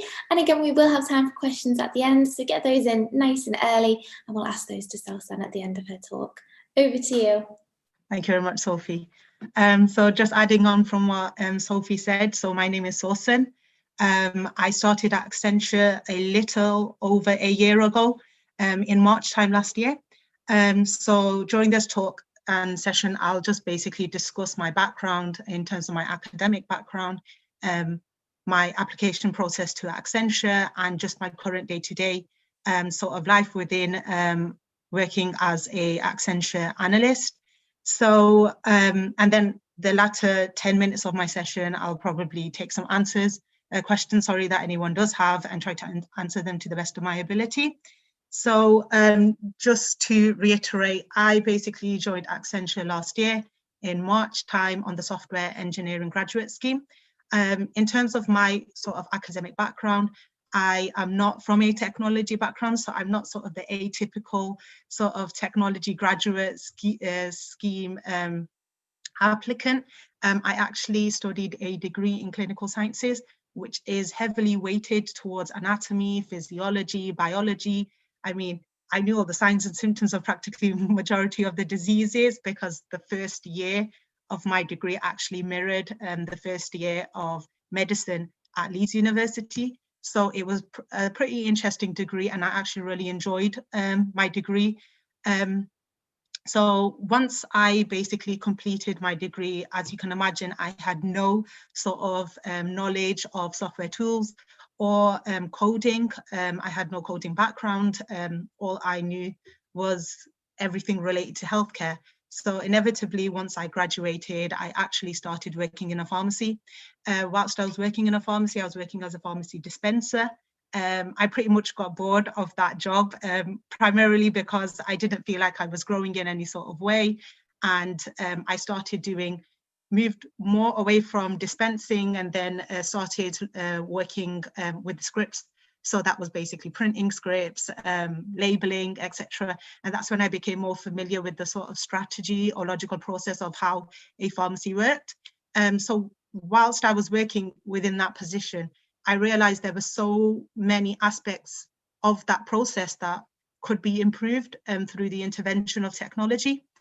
So that's at that point in my time, once I graduated, that's when I started making the link between healthcare and technology. For example, I became more and more aware of particular technologies that could help with dispensing and inevitably improve a patient's life. So I started reading more articles, watching more YouTube videos, all about technology and how technology and healthcare can work hand to hand. And that's essentially what prompted me to start looking into roles within technology. Now, when I did start looking into roles within technology, my main sort of concern was that I wouldn't be able to find a role or I wouldn't be able to find a graduate scheme. And because my background isn't technology related, I mean, I had no prerequisites in terms of programming or any sort of computer science based degree. So whilst I was searching for a graduate scheme, I came upon Accenture. So I applied to the Accenture's software engineering graduate scheme, and the prerequisites for that graduate scheme did not require any sort of coding language or any programming languages. They were primarily asking for someone that's got a passion for technology and also a individual who was from a STEM background, which I was. So I submitted my application to Accenture and I was invited for an interview about a week later. The interview process, in my opinion, was very, very positive. I actually really enjoyed my Accenture interview. One of the reasons for that was because the interviewer was an MD, and she was a lady MD who had been working for over, I think, 20 years in Accenture. And I really enjoyed sort of getting an insight into her career progression, her growth, and how she's adapted through her life within Accenture. So after my interview, I pretty much got a phone call on my way back home from my interview saying that my application was successful and that I have got a place at Accenture. So that's essentially where my Accenture journey started. Accenture's graduate schemes, they typically start by you being assigned to a starter group. So there's a group of people who basically start with you on the same group, and you do your training, etc., together as well. So our first 2 weeks, we actually did training in India. So it was like a sort of nice icebreaker to get to know the people in your other teams, etc. After the India training, we then did training in Java, Selenium, and Cucumber. That was based in whichever office we were based in within Accenture. I was based in the Manchester office, but the rest of my team were actually based in Newcastle. So we used to do them through Teams. So after our Java, Selenium, and Cucumber training, we are then basically prompted to start applying for roles within Accenture. So the way Accenture works is that once you join on the graduate scheme, they try and upskill you to a certain level where everyone is quite competent in Java, Selenium, and Cucumber. It might mean that you use those skills. It might mean that you don't use those skills. It just depends on the sort of project that you do.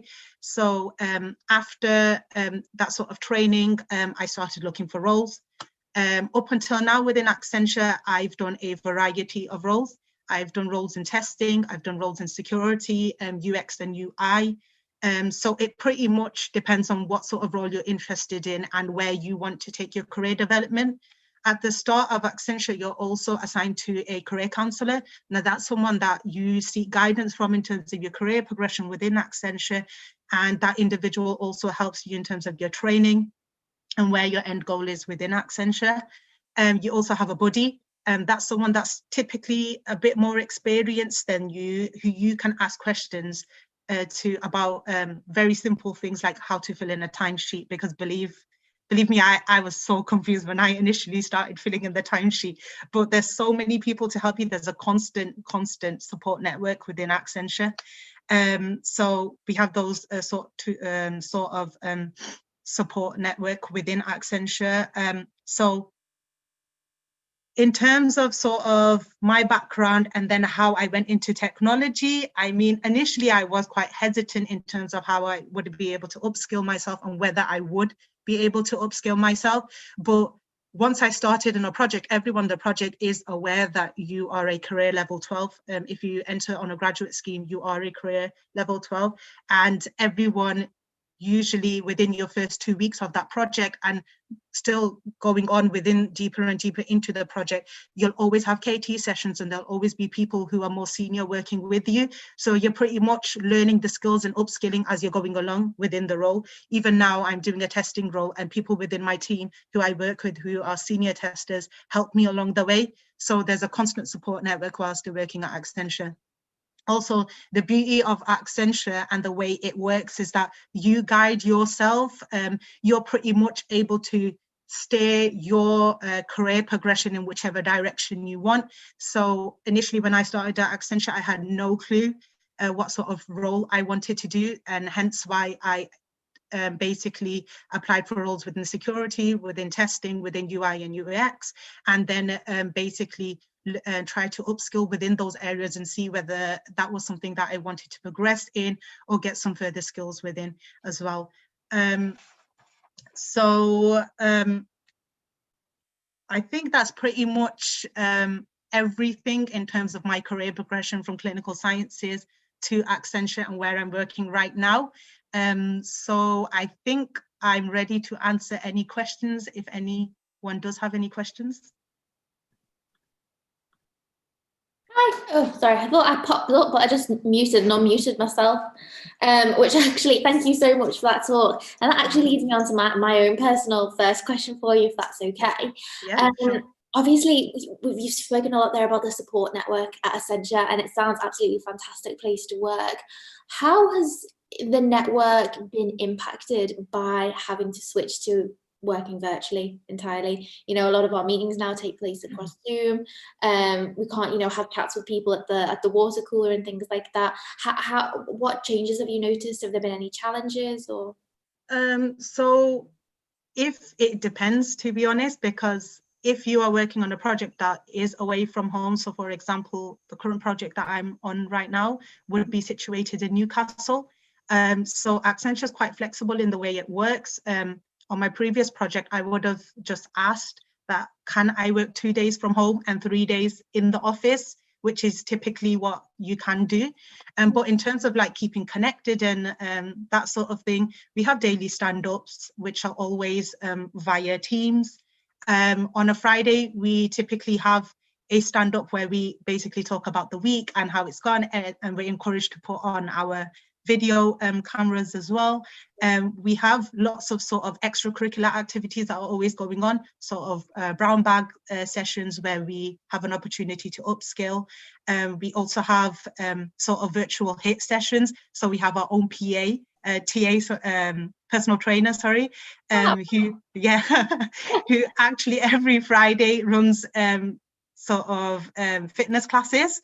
So a lot of people actually join that and do like virtual exercise classes with everyone.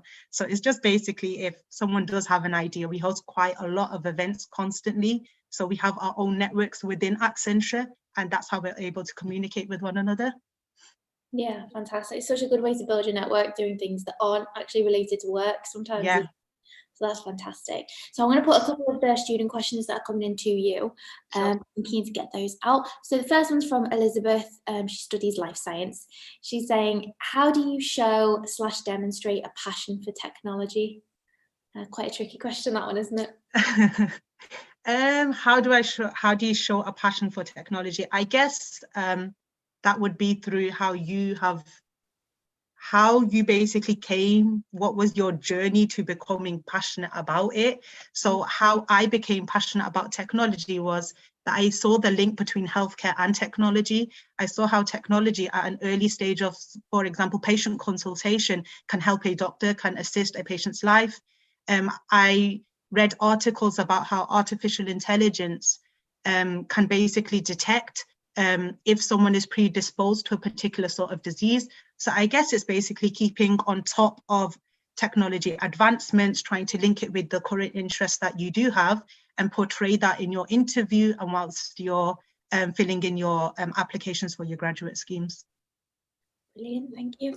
So next question is from Eve. She says, what was your experience with jumping from a not so related degree to a technology-based career? Was it particularly difficult or was it a good progression? My degree is also medically based and I'm open to entering a different field.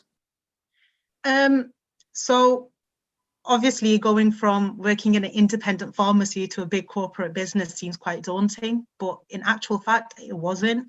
And the reason why it wasn't is because the onboarding process within Accenture meant that I was actually introduced to people in my starter group who were in a similar situation to as I was. There were people who had physics degrees, there were people who had maths degrees. So a lot of us were not from sort of healthcare, were not from technology-based degrees. In terms of the jump, because of the sort of training that you're given initially, and then the training that you're given whilst you're on the project, you're always able to upskill. Accenture is always giving you opportunities to upskill and make sure you get to a level where you're able to complete your tasks. And everyone around you is aware that you're a career level 12, so you don't have the pre-existing knowledge. So they're always willing to give you KT, and the support network is amazing. Honestly, I've gone to a position where I had no idea about software tools to now actually becoming quite competent in running my own software tools and interacting with technology that I never even knew about initially. It's fantastic. I mean, you've mentioned twice now that career level 12. What does that mean? So career level 12 is, so we have career levels within Accenture, and it depends on what sort of position you're in within the company. Yeah. So every graduate, when they enter into Accenture as on any sort of graduate scheme, they'll join as a career level 12 if that's within software engineering and sort of the technology-based technology-based graduate schemes.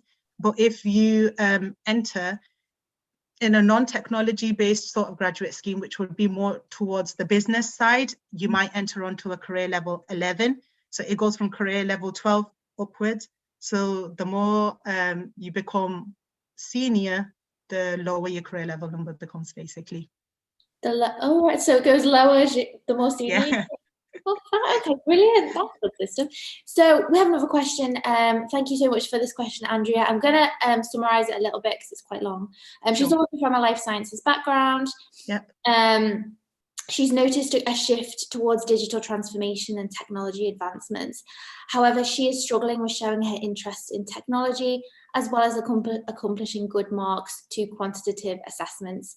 Do you have any recommendations for her to improve those skills and get an opportunity when she's competing with applicants from highly quantitative backgrounds? Okay. I'd probably say that in terms of the resources that you have online, YouTube is an amazing resource. I mean, before I started at Accenture, I would try to upskill myself in terms of like coding and try to figure out, okay, you know, this random person's trying to teach me how to do HTML, for example, let's give it a go. So I guess it's showing that intuition and that passion for trying to learn. And there's things like Code Academy. On LinkedIn, there's lots of sort of networks that I would recommend to start building within LinkedIn. And there's a lot of people who are always willing to help. They're always setting up seminars. There's also always like sort of LinkedIn courses that are eventually sometimes free that you can attend. So I think it's more about building a network and becoming familiar with people that do have those skills and using those people to your advantage to try and basically gain the skills you need. I don't know whether that answers the question or not. No, it does. And thank you, Andrea, for making me say quantitative twice. So I want to go back to something you said during your talk, actually, because you said that, you know, obviously you have support for the different technical aspects. And, you know, when you're trying to develop your career, there's people that are willing to help you at Accenture. But you also said that thing about the timesheet. And I thought that was so interesting because when we get our first graduate jobs, sometimes there's this odd feeling that you should know those basic things like how to fill in a timesheet. You've never filled in a timesheet before. So I'm just wondering, like, if you think back to when you started, you know, in Accenture at the beginning, are there any other little like tips that you'd go back in time and give yourself, things that maybe you didn't know at the start that now you do a little bit differently? I'd say probably, that's a really good question, actually. That wasn't from me. So what things would I do differently? Yeah, I think probably it took me a bit of time initially to sort of start interacting with the people within my office. Yeah. Now that was because me alongside another person who started with me were the first sort of graduates to join at the Manchester office. So when we initially joined, I was like a bit reserved in terms of talking to people around me. But if I had like sort of took that bold step to interact with people in and around the office, I would have been in a position where I would have been able to fill in my timesheet, for example, at a quicker pace. But saying that, the session that we had initially, whilst we joined at Accenture, they did show us how to do all of that. Yeah. So how to fill in the timesheet, how to do everything. And there were also like documents on the local intranet of Accenture intranet where we could have done those things as well. So I think it's more about like networking, getting to know people within the office. I would have done that at a much earlier stage. But when I compare myself to when I started at Accenture and how I am now, I think I am more comfortable in approaching people that I don't know now. So I'm quite confident in comparison to what I was before. Yeah, no, that's networking in a professional setting is it's a hard skill, isn't it? Yeah. It does get easier over time. So we have another question I want to put to you, our final question, just because we're running slightly out of time. So this is a question from a student studying computing. And they're asking about remote internship opportunities. So how have you been able to develop your career remotely? Has it altered your training at all? Actually, ironically, I think it's improved my training. And the reason for that is because when I was in an office, whilst I was sat in an office trying to like sort of get upskilled within a particular area within my role on a day-to-day basis, yeah, it's easy for someone to sit there and like sort of guide you through it and everything. But I personally feel like when someone is trying to show me how to do a particular thing or use a particular code and they're sharing their screen, I'm also able to make notes and refer back to those notes. So I don't think working from home has actually put me any of us actually in a bad position. It's actually improved our way of working because we've had to adapt and adjust to a completely different sort of environment now. So in terms of upskilling and training, I think actually it's been better for me. It's been more beneficial. I'm able to like quickly ring my manager and be like, I'm a bit confused about this. Can you help me? And then it'll literally take a minute phone call for him to cover whatever it was that I was stuck on. So I think for me personally, it's worked out better. Yeah. Oh, that's really good. Thank you for sharing that with us. And a huge thank you, Sausan, for all of your insights. Really inspiring, and really appreciate you taking the time out to share insights into what it's been like for you working at Accenture. Any other questions, guys? I'm sorry we can't get to all the questions in that Q&A. Head on over to the stall. There's lots of reps there and waiting and ready to take your questions. And I will see you shortly for our next employer talk. Thank you again.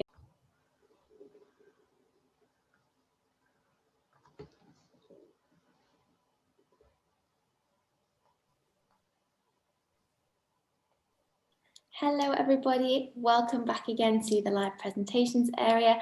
I'm joined by Russell and Victoria from Baillie Gifford.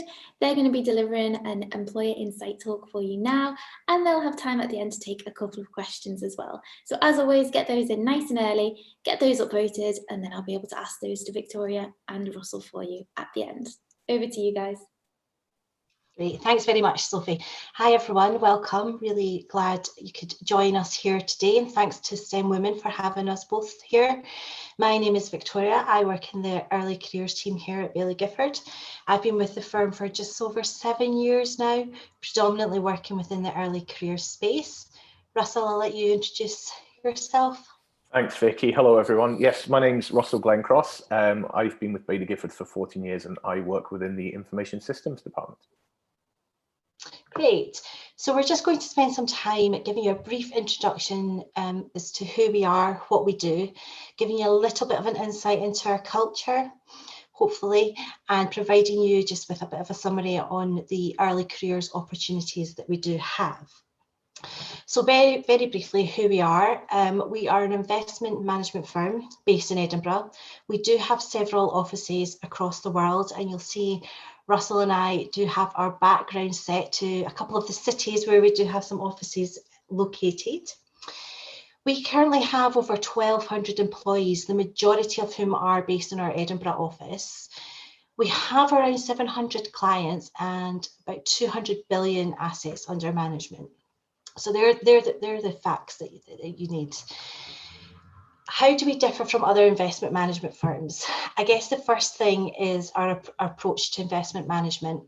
It's very much a long-term view that we take, much less of an emphasis on following markets and more about research and building long-term partnerships with our clients and with the companies that we invest in. We've actually very recently launched in the last 5 years a positive change fund. This fund actively seeks out companies whose products and services are providing solutions to global challenges. There's quite an interesting video about the Positive Change Fund on our website, so I encourage you all to go on and have a look there. We also differ from other firms in the fact that we are a partnership structure. So we have 44 partners who wholly own the firm. It does affect the culture of the firm. We don't have any external shareholders, so we're really not distracted by our share price going up and down. And the focus is really on delivering for our clients and in turn looking after our staff here. We do have many departments that all come together to make things happen. Our investment department is divided into teams that focus on equity investment or multi-asset and fixed income opportunities. Our equity teams can be organised by geography or the size of the company that they invest in. Our information systems department, or IT, many people are actually surprised that our IT department is the largest in the firm. We have over 300 employees in that one department. Ultimately, we source, install and maintain cutting edge tech, and we build most of our systems in-house to deliver the best service possible for our clients. The third area is business operations, which is often coined the oil in the machine. This covers many departments in the firm that all come together to make our business possible. Ranges from finance, legal and HR, client administration and trading. So Russell, I think you're going to pick up now just to talk a little bit about your journey and our culture. I am, yeah, thank you. So yeah, I mean, I totally recognise and agree with everything Vicky said there, and I think the long-term approach, that she described in relation to our investment opportunities certainly extends to the culture that I have experienced within the IT department. So as I mentioned previously, I've been with the company for quite a long time now. I'm gradually becoming one of the veterans at Baillie Gifford, which is no mean feat. So I joined in 2006. I've been with the company 14 years. And I think really the reason I've stayed for as long as I have is that I've always been presented with fresh opportunity, fresh challenge through a variety of roles across the IT department. When I started, I'd worked in another organization for a couple of years after leaving university. So, you know, I started at a fairly kind of, mid-level, providing desktop support and IT support to business teams. And I gradually became more focused on managing teams, managing people, and less operational in the IT sense. That went on for a couple of years. I managed a couple of different teams across that same IT infrastructure space, and went on secondment to application development to really learn a bit more about agile project management and the way that things are structured there, the way we provide in-house applications as business solutions to our colleagues across the fundamental areas of the company. So throughout this time, though, I became really closely involved in working with Vicky, working with HR to promote, deliver, and manage our early careers opportunities. So our graduate opportunities initially within information systems, of which we have 2, but that extended to our modern apprenticeship opportunities, our placement opportunities for undergrad and postgrad students, and also for extended to training and development initiatives for people at mid-career level as well. So from about a year and a half ago, that has become my full-time focus. So very different to where I started, still within the IT area, within that remit. I still need to know what's going on within the industry, but less operational nowadays, more focused on people, making sure we're getting the best out of people and that they're working to their strengths and delivering as much as they can and continuing to learn and develop as application developers or as IT professionals. So there's really no typical day for me. It's a variety of different initiatives that are going on, but certainly a role and responsibility that I really, really enjoy. As I say, I've always been presented with fresh opportunity, fresh challenge, so my job has never felt stale. And I really think that's what I love most about working for the company. We never see people as the finished article, even when you're at my stage, my age. You're encouraged to develop, you're encouraged to learn new things and continue to evolve. And of course, that's critical within IT. Nothing stands still, and people who have many years experience could be required to pivot and develop new skill sets. I think more widely, what I really appreciate about Baillie Gifford is the culture of the firm, the environment that we work within, that open kind of collaborativeness that we have. And compared to other places I've worked, it does feel very different. But it's quite hard to encapsulate that culture. What does that mean? How do we demonstrate that? How do you sum up the culture of a company? And through my time at Baillie Gifford, I think the closest that we've done where we've been able to do that is to publish what we refer to as our shared beliefs. So we have 6 shared beliefs that really define our culture and the way we want to work as a firm. And many of those shared beliefs, easy for me to say, many of those shared beliefs really resonate with me. But the one which resonates the most is one which reads, our actions and behaviors should support society as a whole. And that's, it's very easy to say that, but how do we make that happen? So to give you some examples, we sponsor 14 literary festivals, nationwide arts events, and also exhibitions more locally across Edinburgh. We support several academic research projects and provide master's and PhD scholarships across 3 UK universities. And in addition to that, we support a number of grassroots community projects which might have a focus on sports or on the environment. One thing I'm particularly proud of is that we have a charity of the year each year, which is voted on by the the members of staff across the company. And so everybody gets a say in who the beneficiary is of all our fundraising efforts across the year. This year it's Edinburgh Women's Aid, which is a fantastic charity, smaller charity, one local to us, but because of their size, it's an organisation that we can make a real difference to. So Edinburgh Women's Aid, they support women who've experienced domestic abuse, and they do this through drop-in and telephone advice. They may provide safe temporary accommodation and also group programs that are an opportunity to build trust and promote recovery and healing. They can provide support and risk assessments for court hearings, and they can support children and young people too who may have experienced or witnessed abuse. So we're really proud to be supporting this particular charity this year, especially at the moment when the restrictions during the COVID-19 pandemic have led to growing concerns about women who are vulnerable in their own households. In terms of the COVID-19 pandemic, if I can touch on that briefly, we've been asked a lot of questions this autumn, all the kind of on-campus or off-campus activity we've done this year, all the kind of graduate-focused events.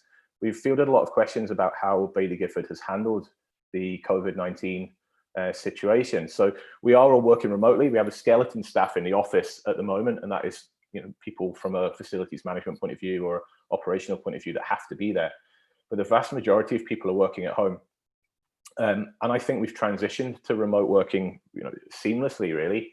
The way we've done that and the ease with which we've done it is kind of testament to the technologies that we've implemented as an IT department, and also a great indication as to how willing Baillie Gifford is to invest money in technology and why they place so much importance on that. But also during these times as well, we've done a lot of outreach. We've worked with a lot of community organisations local to us, trying to help people in their efforts, perhaps with food distribution hubs, and also kind of combating digital poverty as well. There are a number of areas of Edinburgh and wider, within our region where kids have obviously had to go home and continue their education, but don't have the means to do so. They don't have the equipment to connect in and stay online and be in contact with their school. So we've donated over 100 laptops to local charities so that their staff can work from home. We've also donated a number of devices to schools to allow them to distribute these devices to senior pupils and allow them to continue their education. At the height of lockdown, we donated iPads, Facebook portals, things like that to hospitals across Edinburgh, so that shielding patients could see the families. And as I say, we've worked with local organisations who have pivoted their operations to become essentially food distribution hubs throughout this time. I just wanted to talk very briefly as well on how we support our people. So as well as supporting our community, we do invest a lot of time in supporting our own people, supporting people like me, colleagues that I work with. And that is a reflection of another of our shared beliefs, which is our firm must be an attractive and a progressive place to work. So to that end, we have a number of networks across the firm. We have an LGBTQ+ network, we have a neurodiversity network, and a multicultural network as well, to name but a few. We also have a mental health group, and we have partnered with an organisation called Head Torch to provide online courses and really support colleagues with their own mental well-being. We offer employees free subscription to the Headspace meditation app, which is something I've tried myself, and despite not really having any experience of kind of engaging in that type of thing, I've found it really beneficial and really useful over recent months. I guess more socially, we have quite an active social scene, which certainly isn't mandated, but is there if people want to engage. We run things like cinema trips, where we'll book out a cinema for an evening and provide refreshments for everybody. That is normally, for a token fee, which then goes to our charity of the year. So what we try to do throughout these events, when we're having fun, when we're bonding, when we're getting to know each other, as a network of people, as a group of colleagues, we try and make sure that there is some fundraising element as well, so we can pass on the benefit of all this fun we're having to whoever our charity of the year may be. We also have an annual dinner dance, which is a more formal affair where Baillie Gifford colleagues or Baillie Gifford employees and their partners are invited. So black tie ball, really, really enjoyable, and something which must be very, very difficult to organise now at the size we are, but something which is continuing and an event which everybody really appreciates and enjoys. We could probably go on and on about this community efforts and some of the real great benefits that we have working at Baillie Gifford. I'm just conscious of time, and I really want to leave some time at the end for some questions. So sorry to interrupt you there. No, sorry, not at all, not at all. Wanted just to give a bit of an overview of our early careers opportunities. So we have 5 graduate programmes. Our accountancy programme, which is only in its 2nd year, unfortunately that's now closed for applications. We do launch quite early with that programme. But we have 2 within our IT department. We've got application development and technical infrastructure. We have our business operations programme and our investment research graduate programme. What they all have in common is we accept candidates from any degree discipline, and it may feel very surprising that we do look for candidates who have studied arts, humanities degrees, etc., into our investment research and indeed our IT programmes, but we place a huge amount of importance on cognitive diversity. It's really, really important for us here at Baillie Gifford. There's a huge amount of support provided for all of our graduate programmes. We support you through professional qualifications to help you with those specific skills and knowledge that you may not have coming from a different degree, for example. And we have a huge amount of support in terms of mentors and buddies, etc., available for all our graduates. We also have a number of internships and placements available for next year. Again, they're open now for applications. We've got 2 within our IT department, application development and technical infrastructure, where you spend 10 weeks working on a live business project. So you've got a true deliverable at the end of the time you spend with us, which is really exciting. And we have a number of opportunities within our business operations area where you spend 8 to 12 weeks gaining real live work experience. So again, a really great internship We also have a research-based internship as well. Without going into too much detail, all our information is on our website there. Just in terms of the application process, so very quickly, it is for all our programs is very simple and straightforward. Most are maximum 3-stage processes.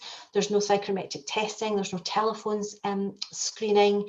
It really is all, well, face-to-face last year, probably more virtually face-to-face this year. But what we look for in candidates is individuals who are able to think quite differently, who are naturally curious, and who are independent thinkers and can demonstrate a real thirst for knowledge and a drive to learn, essentially. I would say that's the commonalities across all our programs. I think we'll leave that there just to allow some time for some questions. Sophie, apologies if we've ran over time there. Yeah, sorry, I tend to go on a bit when I get in the flow, so I'm glad Vicky pulled me up there. She sometimes needs to do that. Don't worry. Thank you so much, Russell, though, for that honest insight and personal insight into what it's actually like working at the company. Those are my personal favourite ones to listen to, so thank you for that. We have one question that actually links to a lot of what you were speaking about. So obviously you spoke a lot about the different CSR initiatives, the personal and professional development, and we have a question from Ella. She says, have the initiatives and programs been affected by COVID? Are they still running virtually?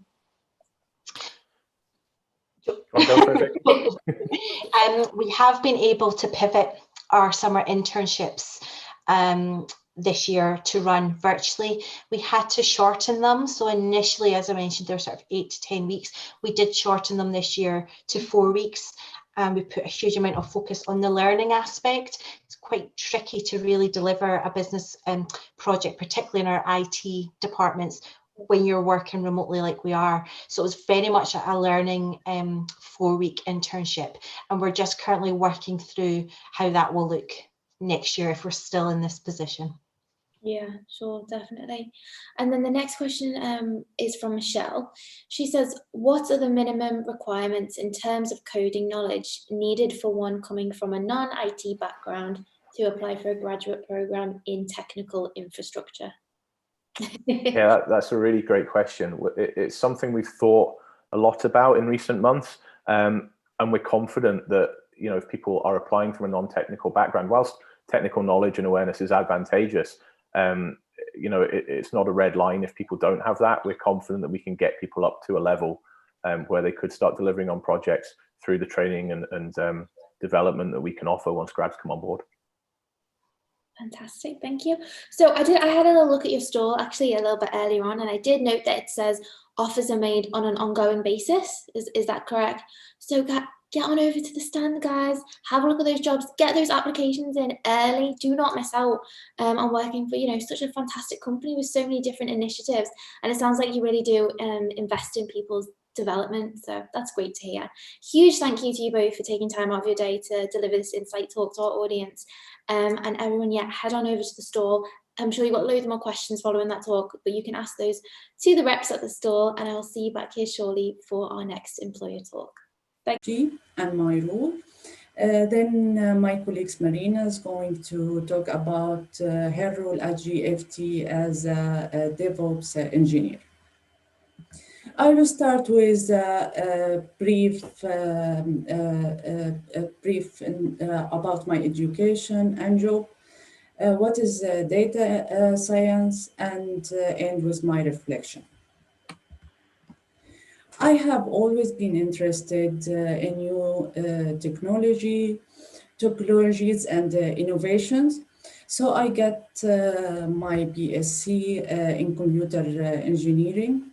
After that, I worked as an IT engineer at Environment Ministry in IT department. I wanted to learn more in depth about computer science and at the same time, I want to develop my management skills. So I get my master in computer system management at Heriot-Watt University in Edinburgh, and I graduated with distinction. My MSc project was investigating trends in Twitter and track the change over time.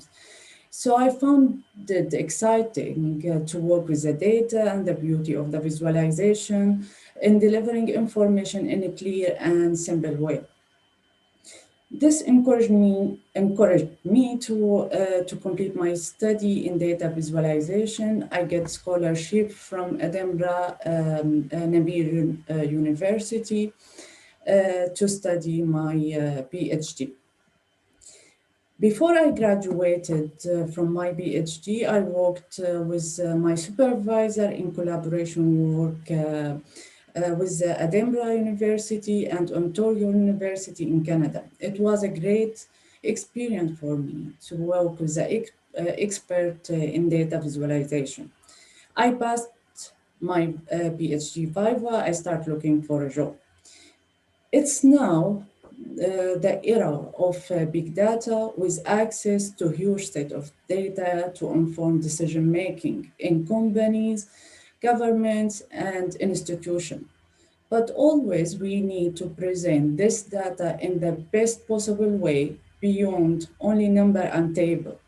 And here I am a part of data science team at GFT. What is data science? Data science is an interdisciplinary field. It used scientific method and algorithms to extract knowledge from many structured and unstructured data. Data science is about presenting, analyzing, managing, and sorting data to gain insight, help company to make power data-driven decision, solve also some business problem. I'm going here to speak about the data science lifecycle. We start with the raw data. Data resources cleaned, joined, and presented on secure standard platform. Data enriched with the open source information. We built the pipeline for fast iteration, explore the data to get early signals and directions. Second step, it's about building the models, train the models, and evaluation the result. Last step, it's about deployment and visualization to provide insight and feedback. We have three key values we consider it in any project, which are cost save, revenue generation, and customer experience improvement. This is some project that we handle in our department. First, customer churn is when customers stopped using the company's product and services during a certain time frame. Predicting customer churn help the business to get back on track by knowing the reason which may cause customer churn. Second project is about revenue forecast, is an estimation of company revenue over a fixed period of time, which will help to plan for future expenses better and to allocated resources.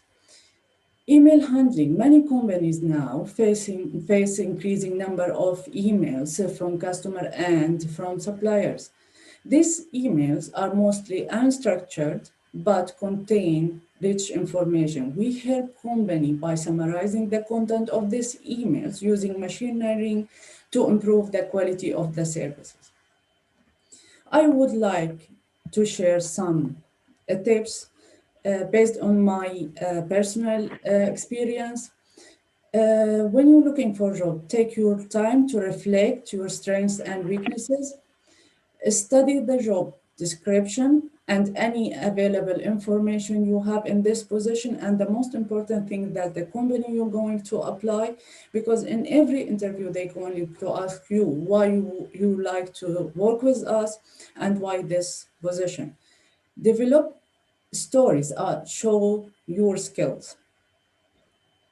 Also, I want to tell you that if you don't get invitation to interviews, or you went through the interviews but unfortunately you didn't get the job, don't give up, try again and apply for more job, and I am sure that all of you going to to have to find your dream job.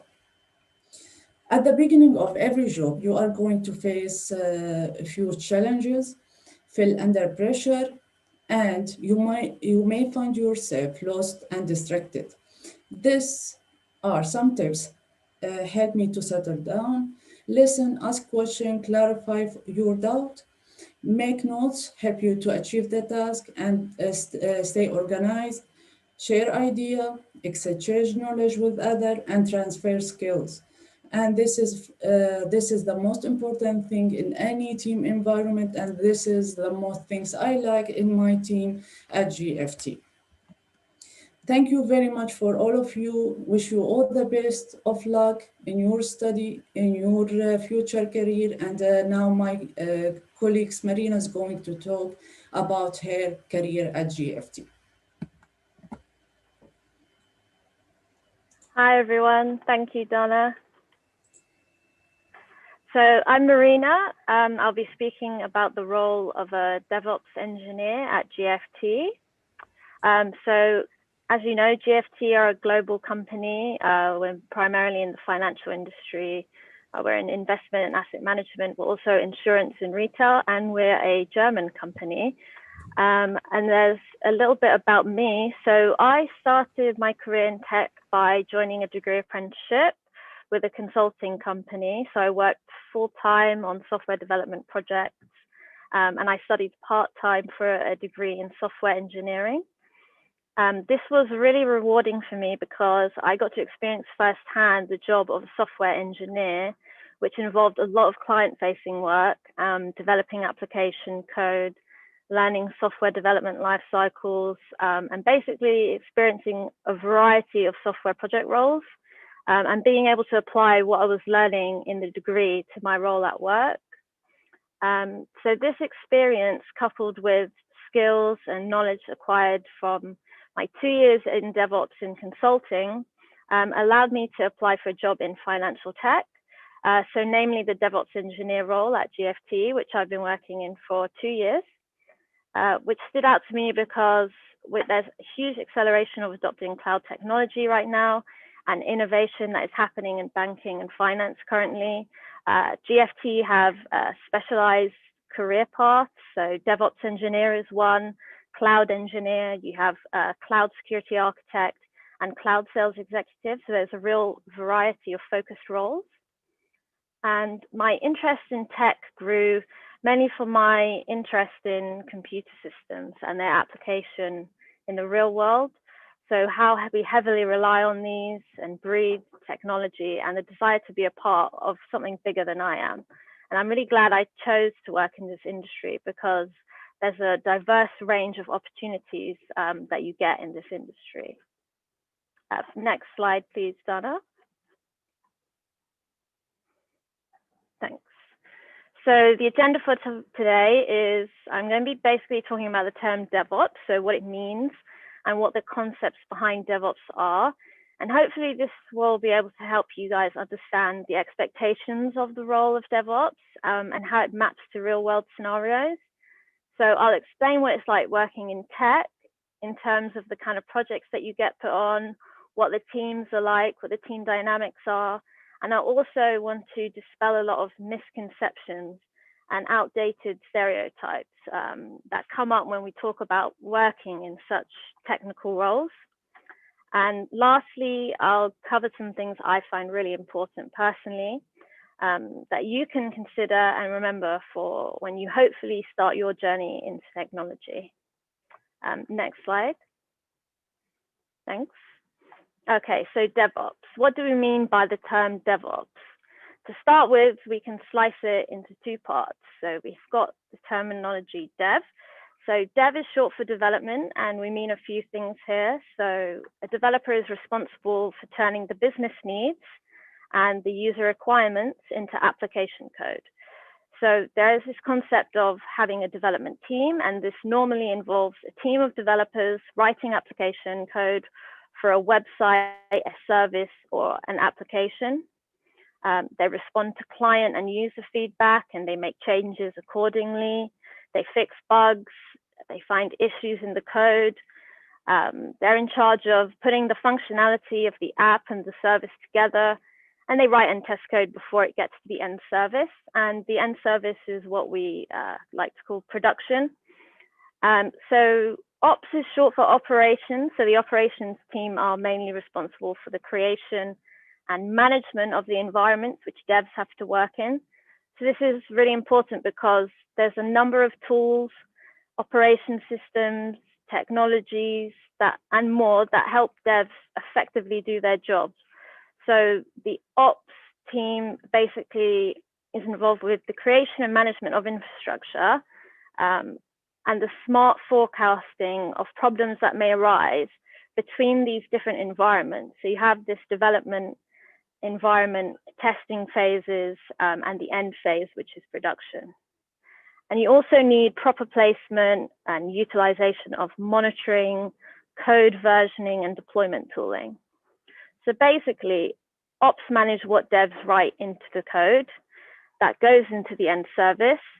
And this is all called a release cycle. And the progression between these environments can have very minimal or very complex differences between them.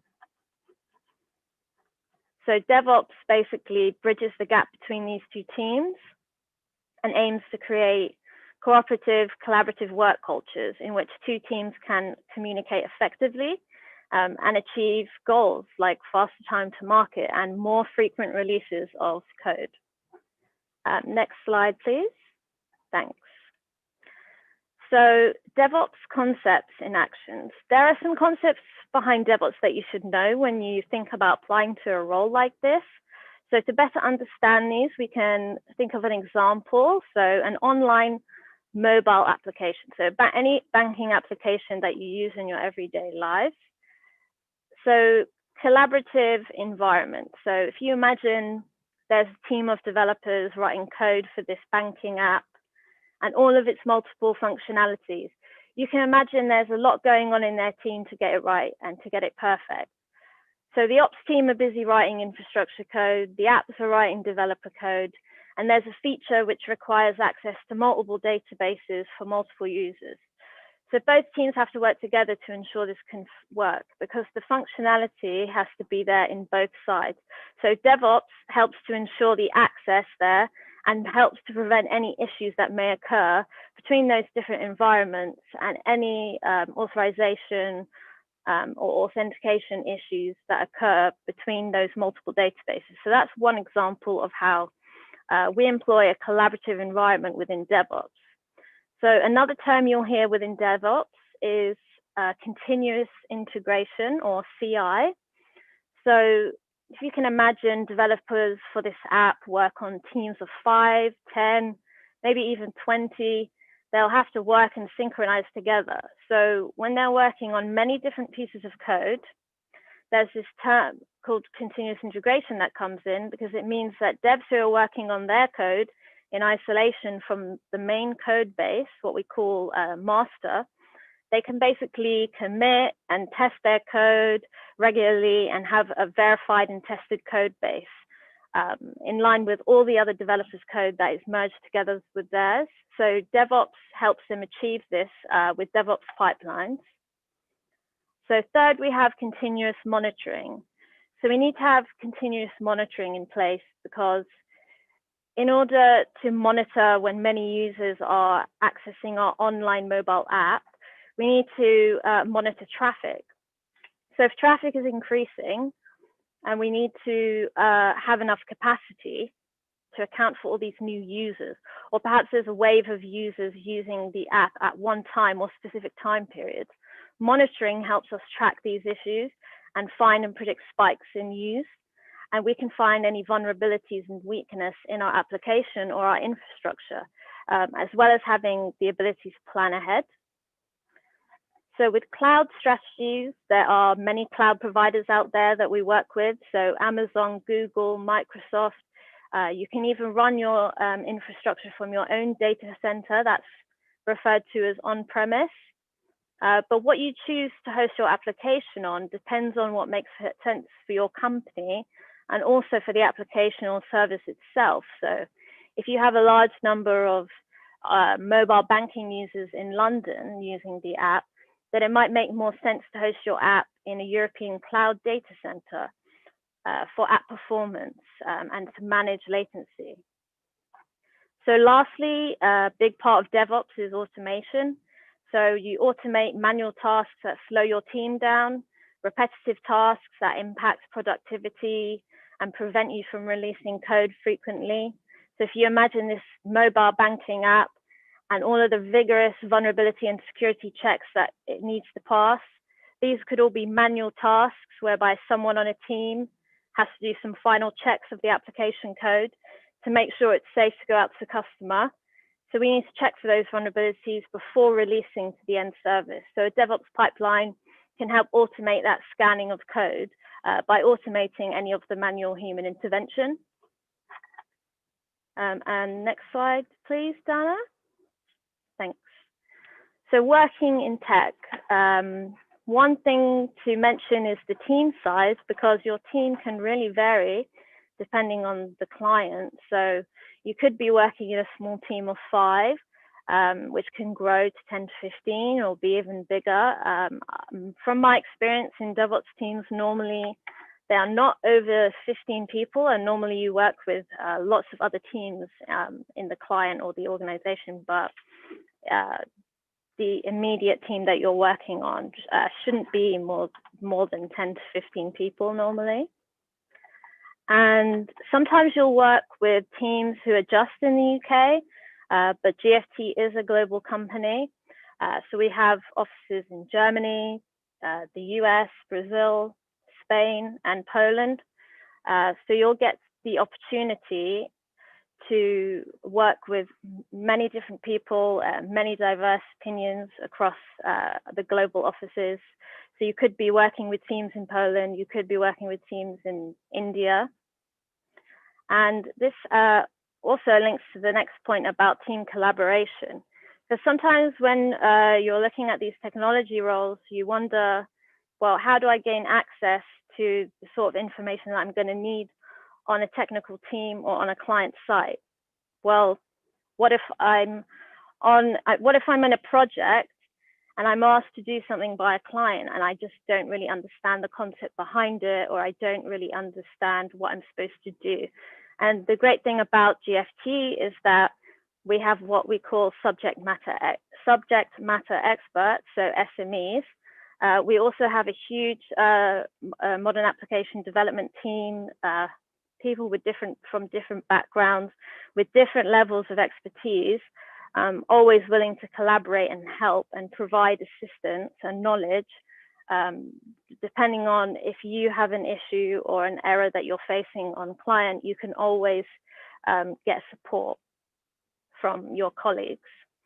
And this comes into our company culture, because we of course have a culture in GFT, and this refers back to the values and principles that we hold, but you'll also get to experience client culture when you're on client site or working remotely. Next slide, please.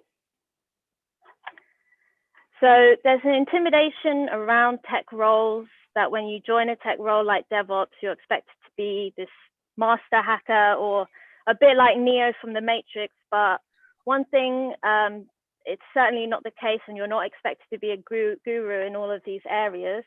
You do need scripting and coding skills, so Python, Bash, and Linux, but and it's important to have understanding of software concepts, but the importance is to want to actually cultivate and learn and develop in these areas, rather than being straight away behind multiple monitors and miraculously knowing and understanding everything. So that's something to consider, that as long as you have like the passion to learn and improve in the areas, then you're certainly not expected to be an expert on day one. Hi, Marina. I am so sorry, but we are out of time. I know, I noticed. I'm so sorry, and it's just so fascinating. And I'm so sorry to have to jump in and cut you off like that, but I'll let you round off, and then we're going to have to end. Sorry. Yeah, I can round off because I think the next slide is kind of like one of the finishing slides anyway. Brilliant. Yeah, so here we go. So there's just a few things that I personally find really important and rewarding about this industry. Basically, I just wanted to make it known that it's okay to make mistakes. This is how we learn. You're not going to get everything right on day one. Sometimes things go wrong, and it's important how you deal with those problems and mistakes. So yeah, don't be afraid of the tech world. And yeah, that's my presentation. But I understand that due to the timing, I won't go on anymore. No, thank you so much. And we actually have a representative from GFT on our panel shortly as well. So that's fantastic. And any questions that you guys have, head on over to the GFT stall, ask them over there. And a huge thank you to you, Marina and Dana, for that presentation. Yeah, really insightful and fantastic. And I'm just sorry that I had to cut you short. No, no problem. See everyone back here very shortly, 3:20 for our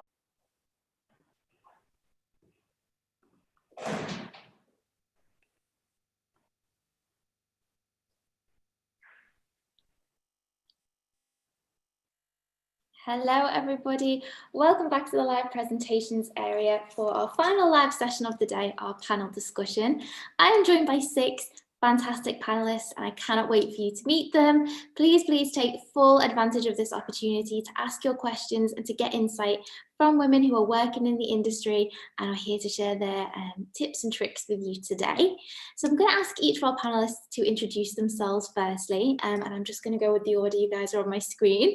So I'm going to kick off with you, please, Alex, if you could introduce yourself. Hey everyone, I'm Alex. I work at BlackRock and I joined last year in August 2019. Fantastic, thanks Alex. And then Latina, over to you, please. Hi guys, I'm Tina and I work. And now I'm aligned to customer sales and service. Brilliant. And then finally, Kaylee, please, if you could introduce yourself. Hi everyone, I'm Kaylee. I work for EY. I'm in the tech risk firm. So I'm here to show that we're not all just financial services at EY. I'm new to the Edinburgh office. I only joined in August, so it's very new to me and went for a whole virtual process. So looking forward to answering some questions and hopefully help you out a little bit there. Yeah, thanks, Katie. And very topical, of course, the virtual process, because normally at this event, third year we've run this event, we'd all be sat on stage right now behind a round table. But, you know, most of us are in our homes. So thank you so much for taking time out of your day and joining us for this panel session. I'm keen to jump right into it because obviously we only have 40 minutes and I want to get as many questions as I can to you. But it'd be great to kick off where we could hear maybe a little bit more about a highlight of your career so far. So I wonder, Ellie, if you could maybe share a career of the time you've worked so far. What's been your high point? Yeah, sure. This was quite hard. So I think to give some context, but also might be quite interesting for you all in terms of opportunities at Accenture.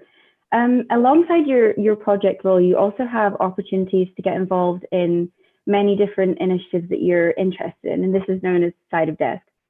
So something that Accenture has within their business is something called Accenture Development Partnerships, and this is something that Accenture as a business offers to well, it's pro bono to clients such as NGOs or government agencies, so Red Cross, Save the Children, or United Nations.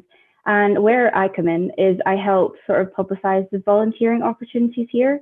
And something I was asked to do was go down to London and host a mapathon. And if you don't know what a mapathon is, then Google it because it's very interesting and maybe topical for virtual life.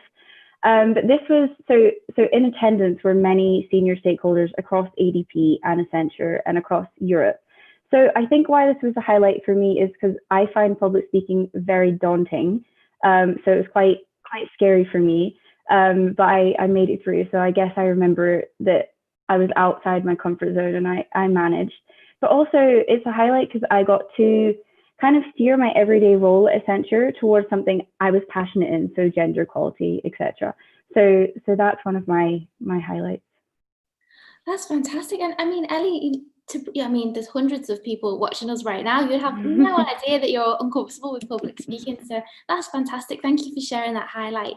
Kaylee, if we could have your career highlight working at EY as well, please. Yeah, so as I said, I only just started in August, so it's only been 3 months. And for me, it's actually, and I promise I'm not just saying this, but it's events like this. So this is the second panel that I've been a part of, and coming after the first off after the first one, I just thought it was crazy to see how far I'd already come, because I'm sitting at my desk every day thinking, I still don't have a clue what's going on, which is completely normal for your first couple of months in a role.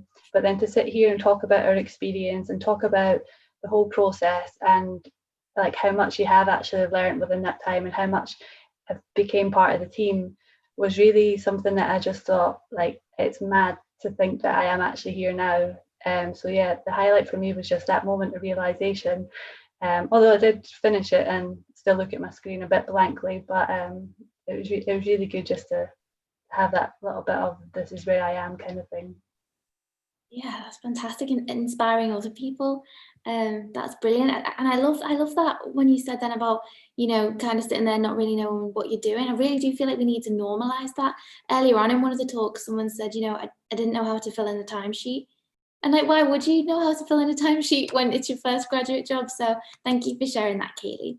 And then, yeah, so over to you, Ramia. If you could share maybe your career highlight, that would be fantastic. Yeah, absolutely. Just to give a bit of context as well, what we do at Baillie Gifford is we are looking for interesting, impactful companies to invest in. So when in my very first year, probably in my 3rd or 4th month, I was looking at Japanese companies, and I got to go to Japan for 3 weeks by myself to meet 30, 40 odd companies. And I was terrified because, you know, I was meeting with CEOs who were at the peak of their careers and I was a complete nobody. And I was asking them questions about the visions for their businesses and what they think the future of those businesses look like. But it was just so exciting and interesting because, you know, these were companies that sell products that I use in my daily life, like Sony and Mitsubishi and Yakult, which is a drink that I've been drinking since I was a kid. And so it's just such a cool experience to have so early on in my career as well. And it was also really good to just be in the location in which these businesses are based, because it gave me so much context for how their business models work the way they work and why their consumers behave the way they do. And it was such an eye-opening experience. So I really, really cherished that. Oh, that sounds so exciting. Thank you so much. So, I mean, that was great to hear, obviously, some career highlights from our panelists, but of course, no career comes without a couple of challenges along the way. So it would be great to hear from our other panelists, you know, maybe a challenge that you've encountered so far in your career, and more importantly, how you overcame that challenge. So Alex, I wonder if you've got maybe a challenge you can share with us. Yeah, definitely. So to give a bit of context as well, BlackRock is an asset management firm, and I joined the Aladdin Client Services team last year. Having done a biology undergraduate degree. So when I applied for the job, I did know it'd be finance, fintech related, but I thought they said you didn't need a specific degree. So I applied to my biology degree, went to the assessment center, found out maybe it was quite financy, but still was offered the job, which was really positive. And from there, having been offered the job, I did as much preparation as I could because I was really worried about not having that finance background. And what I found was, as they said, I didn't really need it. Everything you can learn, you can learn on the job. And I think that's something really important to remember, is that applying to jobs is a matchmaking process. It's not just whether you want to do the job, it's whether the job's right for you. So I think, yeah, definitely the understanding that it's both parties trying to find the right person, and understanding that if you have been offered a job, then it will be right for you and you will have the capacity to do it. That's really good advice. Thank you for that, Alex. So Maria, I wonder if we could come to you just to see any challenges you've faced. Yeah, sure. So my start was, I originally first did an internship, and then I joined later on a grad scheme once I finished university as well. And actually I found kind of a challenge in the fact that the team that I joined after completing the grad scheme was very different from the team that I had been a part of in my internship, and just the work was very different. So I had been doing mostly software development up to that point, including in university as well. When my new team was more software engineering, so I was just completely inexperienced in that area. It was a bit daunting at first, but after kind of first getting over that initial shock of what's happening, I just decided to try my best at it. And thankfully, I was very lucky to have quite a large and very helpful team of people that were way more experienced than me and were happy to share and teach me. And now I'm at the point that I'm actually quite liking it, and I'm happy that it worked out that way. But at first, being faced with this, it was definitely a challenge. Yeah, definitely. Thank you so much, Maria. And then finally, Latina, if we could go to you for your challenge. Yeah, sure thing. So I was actually working for this project. It was about a year-long client project, and halfway through it, I was actually given a growth opportunity to lead this very experienced team and to deliver this and get the end product there. So that was very daunting at first, because obviously I was less experienced, and some of my teammates, it seemed that they weren't feeling that comfortable being led by someone less experienced. So at time I felt my authority was being quite questioned, and that was almost on a daily basis. So I had to take some steps to overcome this. Obviously, we had a client, we had a deadline. So how I managed to do that was I engaged with the team, I communicated with them, I made sure everyone felt like a part of the project. And then I started to invite them to some of the more strategic meetings like client demos. And there I can actually show them I was leading those demos, and they can see me in action. So they could see me as I was able to answer very difficult technical questions. I was able to manage stakeholders and experiences. And after a few of those meetings and demos, they actually started seeing me as, not that less experienced person, but someone part of the team making everything they can to deliver something to the clients. And after a few more months, we actually delivered something really great, and the feedback was just amazing. Wow, leading a team that was a fantastic example. Thank you so much for sharing that. We've had 2 questions come in, and both of them are pretty similar. So I'm going to put those to everyone on the panel. How have your roles been impacted by COVID? Has it meant that it's harder for you to learn from others in your team? Obviously, as we mentioned at the start, a lot of us are based in our homes at the moment. So I wonder if anyone's got anything they could share about how their role has been changed by COVID. I can go first. So before COVID happened, I was actually traveling from Edinburgh to London Monday to Thursday. So I guess that was the first big impact. I'm now at home, and I stick here, and I had to buy a few things for an office. In terms of my role, so my role actually switched. The client I was with originally was in FS, or financial services. So that kind of switched, and now I'm in communications, media and technology, just because I guess we shifted with industry. And no, I find it still very easy to connect with people. This was a brand new project, so I joined it and didn't know anyone on the project.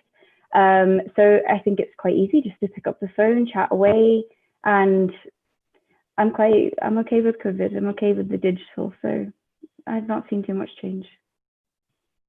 It's interesting that you say about starting a brand new team entirely virtually, because it relates kind of to what you said, Kaylee, about starting in a new company entirely virtually. Do you have any tips for our audience who might have to start in a new company entirely virtually? Yeah, I was just going to say, I don't know what it was like before COVID, and I've actually never been into the office until yesterday when I had a laptop needed switched out, and it was the first time I'd actually set foot on the floor and seen what it was like there, which was really, really strange. But for me, I felt that I kind of used being at home to my advantage. So, for example, in the interview process, an interview can be daunting on any day, but I just kind of made the most of the fact that I didn't have to travel. I didn't have to worry about, could I find the right room? Was I going to have awkward lift chat about the weather? And it's all the kind of things that you do worry about for the actual interview, because I was pretty confident in myself. So I just kind of used being sat at home, obviously dressed as smart as I could, so you still look well, but you're comfortable, and you can use that kind of thing to your advantage even in the training, because you can take as many notes as you need to go. You're not judging on what other people are doing. You can reach out to anybody in your team. You don't have to sort of speak up on the chats, which sometimes have sort of 20 to 25 people in our training we had. you had an easier chance to actually just message somebody, ask what you want to ask without being worried about what other people were doing around you, which was quite good.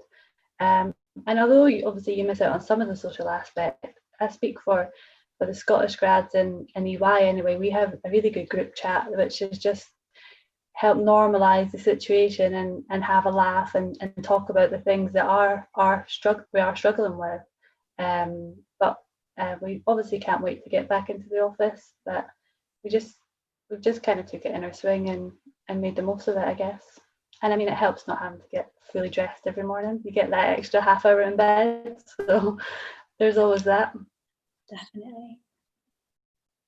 Brill. So I actually, when you said then about the social aspect with the group chat, I think that's so important. It came up a couple of panels ago. Someone said, I think it's really important that you don't just talk to colleagues all the time about work. So she said that she's been scheduling in coffee meetings just to catch up with people. So for the next couple of panels, I'm saying to everyone, definitely do this, guys. This is great. I sat at home, I thought, I'm a bit of a hypocrite here.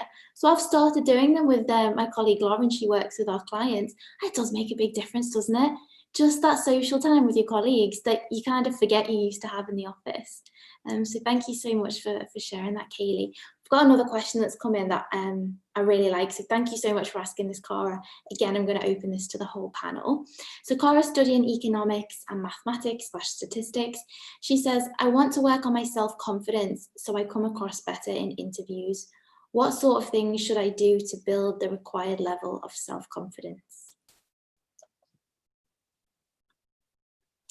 I can start maybe a little bit on that one. So for me personally, what helped was actually being on the other side of the interview after a while. So I've been involved in some recruitment, and from the perspective of the person doing the interview, I can say that that person that is going to be interviewing you is definitely wanting you to succeed in that. And I think it helps to kind of keep that in mind, that people don't want to, ask trick questions or they want to make you feel as comfortable as possible so that you can do your best. And they are looking for, the best people that they can find. So they're definitely rooting for you on the other side.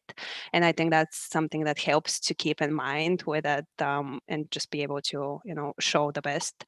And another point that I like to kind of bring up and tell people is don't be afraid to also, if you don't know something, don't be afraid to just admit the fact that you don't know it at this point. I mean, pretty early in your career and even later on, I think that's, expected and understood. And you can always make, an educated guess after the fact. You can always stretch yourself and show that you are trying to answer the question, but, just keeping the expectations that this is now you logically approaching the situation. Maybe you don't know it, but you can have a pretty good idea of how to get started with it.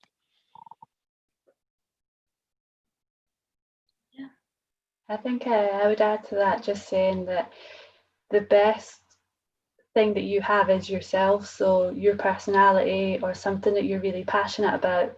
So being able to relate something that you care about or that you put effort into. So for example, your dissertation is the easiest thing. So you're probably going to get asked in your interview, like what was your dissertation on, or why did you sort of choose that topic, or why are you applying for the role that you're in.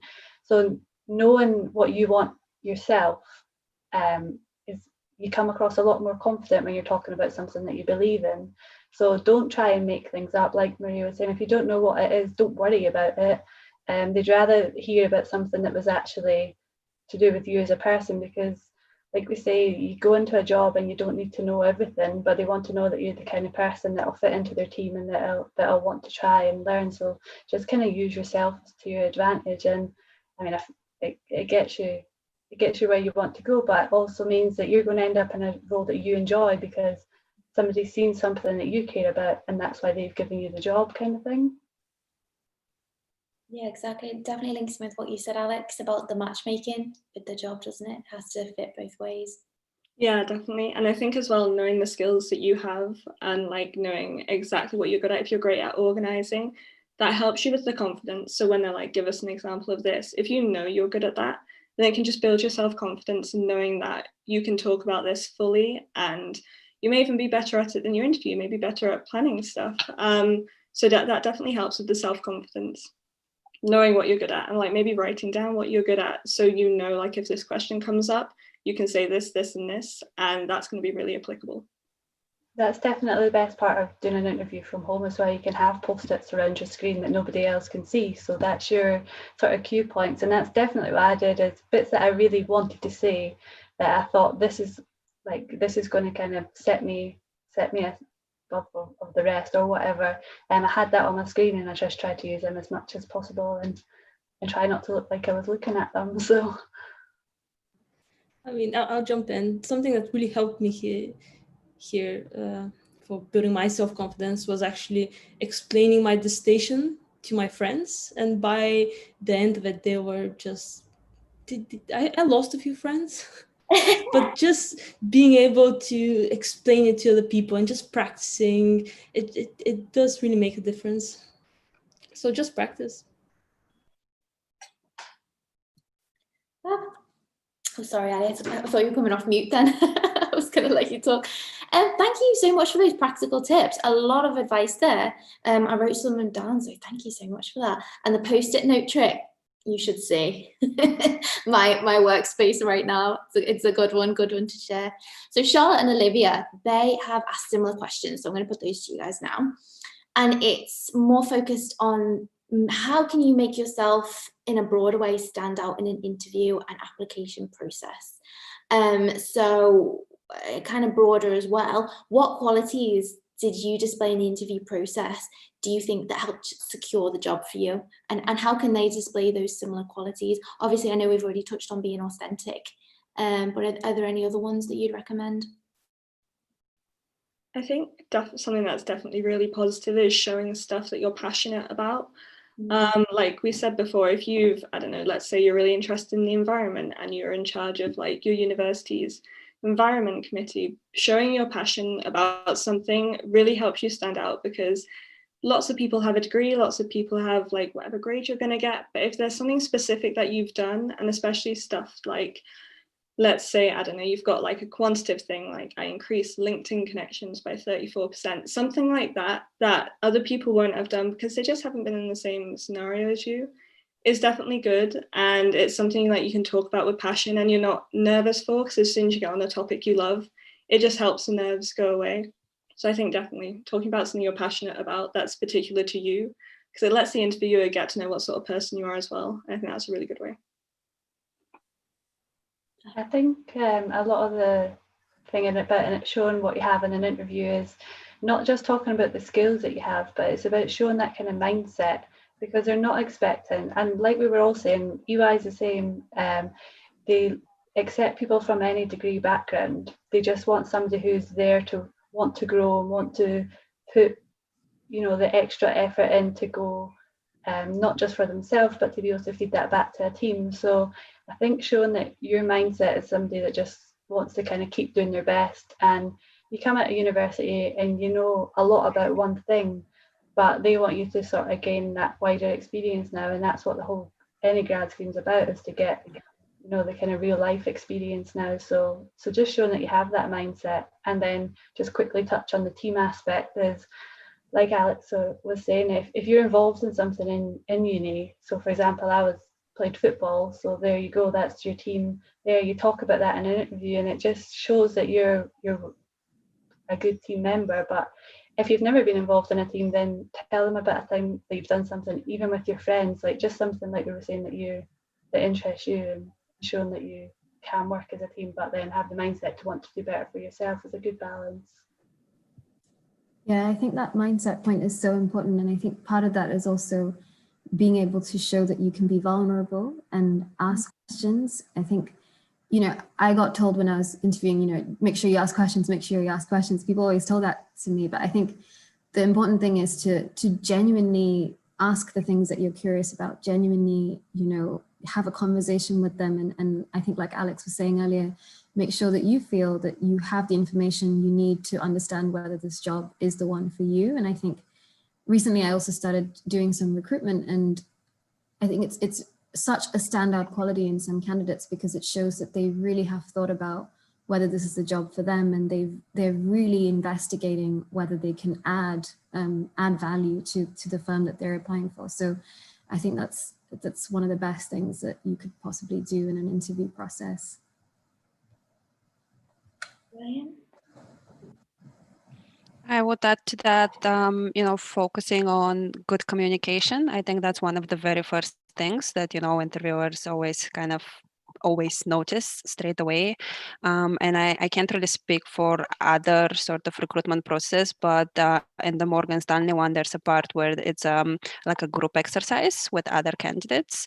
And it's very easy to see, because nobody knows each other. Everybody's a bit shy at the beginning. You've got a task to accomplish together, but somebody has to make that first step and try to, show teamwork, show that you have some leadership qualities as part of that, show that you can compromise with other people as well. So it's a very good balance to strike. And I think that's definitely some of the qualities that I'm sure are in use everywhere, and everybody's looking for people with those qualities. Definitely. Thank you, guys. This morning when we did the welcome talk, we run through the requirements for each company. I was shocked how many said any degree background. I think it links to what you're all saying about you can learn on the job, can't you? But you can't train someone to be passionate and have a genuine, authentic interest in the industry. So thank you for reminding us of that. So I know Alex and Remia, you kind of mentioned about having a degree that maybe is not fully aligned with the industry you now work in, and that really strikes a chord with a question that's just popped up from Rebecca. So Rebecca, she says, I'm doing a chemical engineering degree currently, but I've learned today that the degree I do doesn't define what career path I specialize in. So that's fantastic. I'm glad you learned that, Rebecca. Then she says, what do you personally enjoy about working in the finance sector, or the sector / the company you're in particularly right now? I wonder if maybe we could start with Alex or Remia on that one. So working at BlackRock, I think the thing that I love, and this is a lot of people say about their companies, but the people are just so lovely at BlackRock, and that's by far what I enjoy most. It's not that the work isn't great, the work's great as well, but the people are really lovely. And that's pretty consistent throughout BlackRock. It's got a great culture. I think as well, moving career paths, or not career paths, but moving from something you didn't do as your degree, if you love learning and if you love finding stuff new, you can move into any field because you have the capacity to learn anything, especially if you've been doing something complicated like chemical engineering. You're going to be able to understand finance, you're going to be able to understand anything that you can be taught. So I think just going with that intrigue and wanting to find out more and doing some research yourself, maybe starting to read, I don't know, Financial Times, other finance news, seeing if it's interesting to you, especially BlackRock is more finance company. But if you're looking at other companies, do that research, see if it is interesting to you, and then follow that path, see where you end up. Yeah, for me as well, I think it was a kind of a learning experience for me when I was doing my studies. I realized that I used to think of sort of my path as very linear. You do a specific university degree and then you get a job that is very highly correlated to that degree, and then there's an outcome for your life that is also correlated, but it's not like that, right? I mean, the world is really full of so many opportunities, and I ended up in a profession that was completely different to what I thought I would be doing. But sort of the main thing that attracted me to Baillie Gifford was I knew that I wanted to do research. That was what I was passionate about. That's what I kind of felt excited to do when I woke up in the morning, was to learn. And it sounds very lame sometimes, but I do really just enjoy learning new things. And I think Baillie Gifford, it was just so interesting to me because they really value that curiosity, and because they accept people from so many different backgrounds. It's such a vibrant environment where people are sharing knowledge and have very different opinions on sometimes very stocks that everyone that outside of the firm might have a very solid view on. So it adds a lot of diversity, and it's so much more interesting to have that sharing and knowledge and experience from other people. So that's also what I really enjoy, and just the ability to work on new things and learn, on the job, on a daily occurrence for me. So it's really, really nice for me. I was just going to add that I studied business management, and I didn't actually apply for the tech risk role. So basically I just applied for business consulting, and within EY, it's such a huge company that does so much that I didn't, as much as I did look into the program itself, I really didn't know what pathway I wanted to go down. I just knew I wanted to be in a company that kind of offered you that kind of, like we were saying about diversity, and they offered you the chance to go and do your qualifications and learn on the job.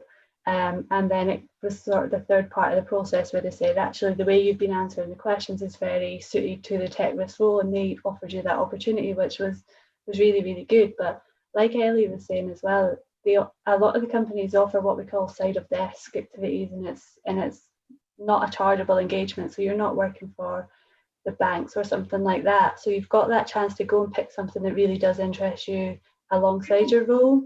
And I think a huge part of being on a grad program is, for however many years you're on that program, they want you to learn as much about the company. Of course, they want to keep you there, but also about the industry and about yourself and where you fit into that. So I think you should never, like you say, be defined by your degree, but also just never close yourself off to opportunities because you don't understand it or you've never heard of it.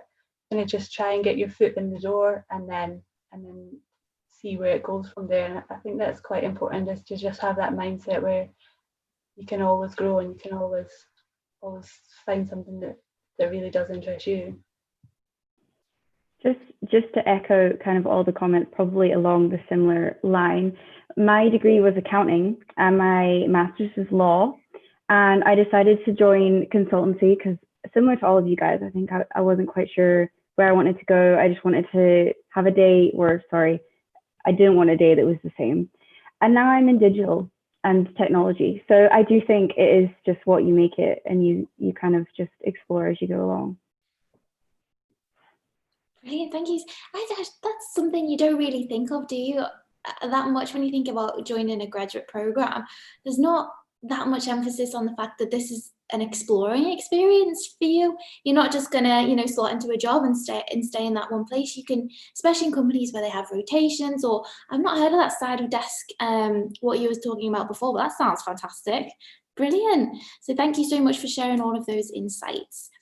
Okay, so there are a lot of questions coming through. So I'm just sifting through them here for you guys.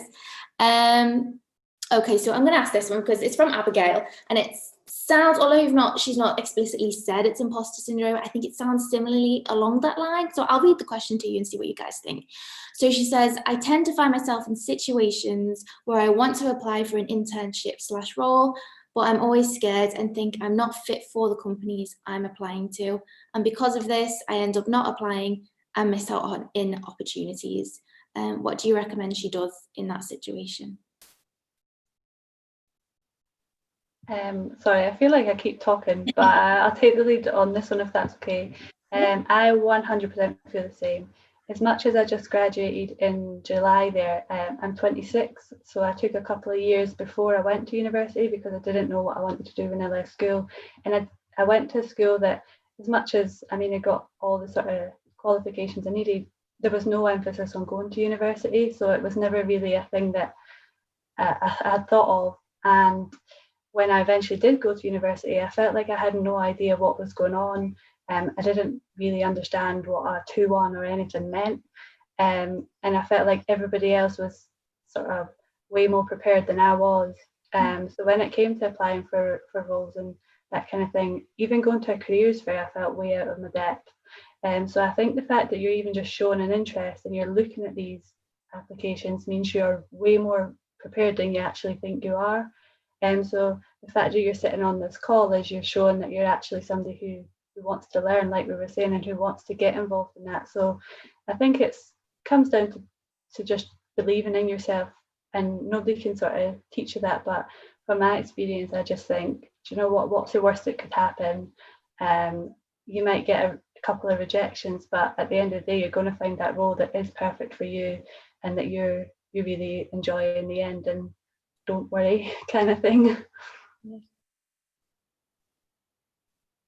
I think to add to what Kaylee's saying there, the whole belief in yourself is exactly what you need. And I think as well, sometimes taking like a step back from yourself, writing down your skills, seeing if you would be good at the job, because it's so easy to be harsh on yourself and not believing in what you're doing or thinking, oh, maybe I'm not that good at that. If you write down what you can do, and almost like you were like describing the role to a friend, if you know you'd be good at it, then just believe in that. And again, like Hayley said, what's the worst that can happen? You may get rejected, but that's not personally a you problem. That's just maybe you weren't as suited, and that's absolutely fine. All you're going to gain is the experience of applying, and that's always positive. Brilliant, thank you. Yeah, I would also encourage you to apply to everything that you're interested in, actually. I think I would agree with everything that was said up to now. And I would also say, try thinking about it from the other side as well, because some of these job descriptions, they, obviously describe an amazing ideal person that's the wildest dream of the person recruiting for that person, right? But it's not a required set. It's like all of the nice to haves as well. So sometimes what's actually described on the job posting or whatever it is would be the best possible scenario, but probably nobody's even expected to come close to ticking off every single thing on that list. So I think it's always worth trying for it. Definitely. I mean, a phrase that just keeps getting said time and time again in these panels is just apply. Just apply. The amount of people who I've spoken to are in these fantastic careers. They're so senior, they've done so many different things, and they say, when I applied for the job, I didn't think I'd get it. And you think, what? You didn't think you'd get that? Just apply. The worst that can happen is you will get experience in maybe how to apply differently next time, things you like, things you don't like Alex said. And the same applies for different situations, with throwing yourself into situations like Zlatina said earlier, leading a team of people who are more senior, which is a challenge, but you can overcome it, and it's a learning experience. We're rapidly running out of time, so me talking any longer is not helpful, but I do want to get to the point where we can just offer some real practical advice for the attendees. So I'm going to go to each of our panelists now. I'm going to ask you to go back in time in your head. Some of you, it wasn't actually that long ago, but just imagine you're graduating next year, or maybe you're going to go into an internship. And you could go back in time and talk to yourself. What is the top piece of advice you'd go back in time and give yourself? Zlatina, I wonder if we could start with you on that one. Yeah, sure thing. So what I would say to my past self is, as everyone said here, just apply. Just get that experience rolling. And the other thing that I wish I did more back then, and I'm trying to do more now, is just upskilling myself. So at the moment, learning, and there's so many resources that are just available to you. So just use them. Find something that's interesting, and just there's bound to be a resource there for you, especially if you're interested in software. There's so many websites like Coursera, Udemy, HackerRank, everything. So just start learning and just apply. Good luck. Well, thank you. Ali, I wonder if we could come to you for the advice you'd give your younger self. Yep. So in terms of applications, I would say to be resilient and persistent. I think I got more rejections than acceptance, obviously. So stick with it. And then once I started, I would say keep reaching out and asking for help, because you're not expected to know everything, and reach out, because people will support you, and they're there to see you succeed. Thank you so much. Kaylee, I wonder if we could go to you for your piece of advice.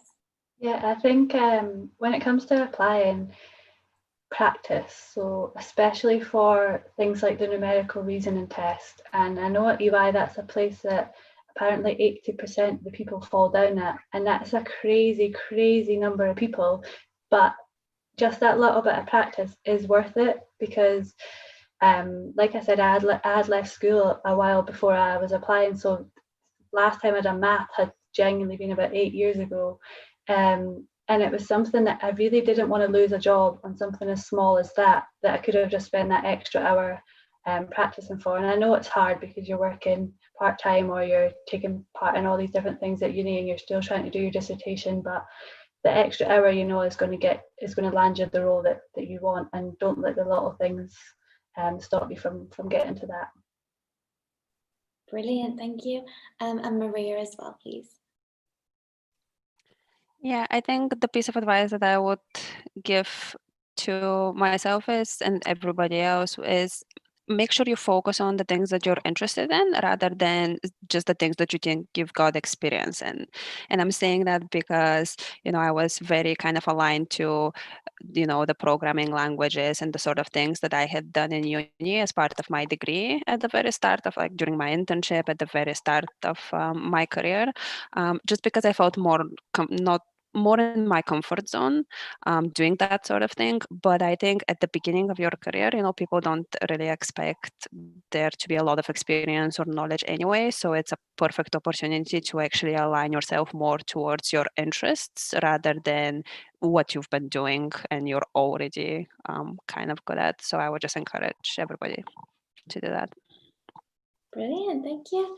And Ramir as well, please.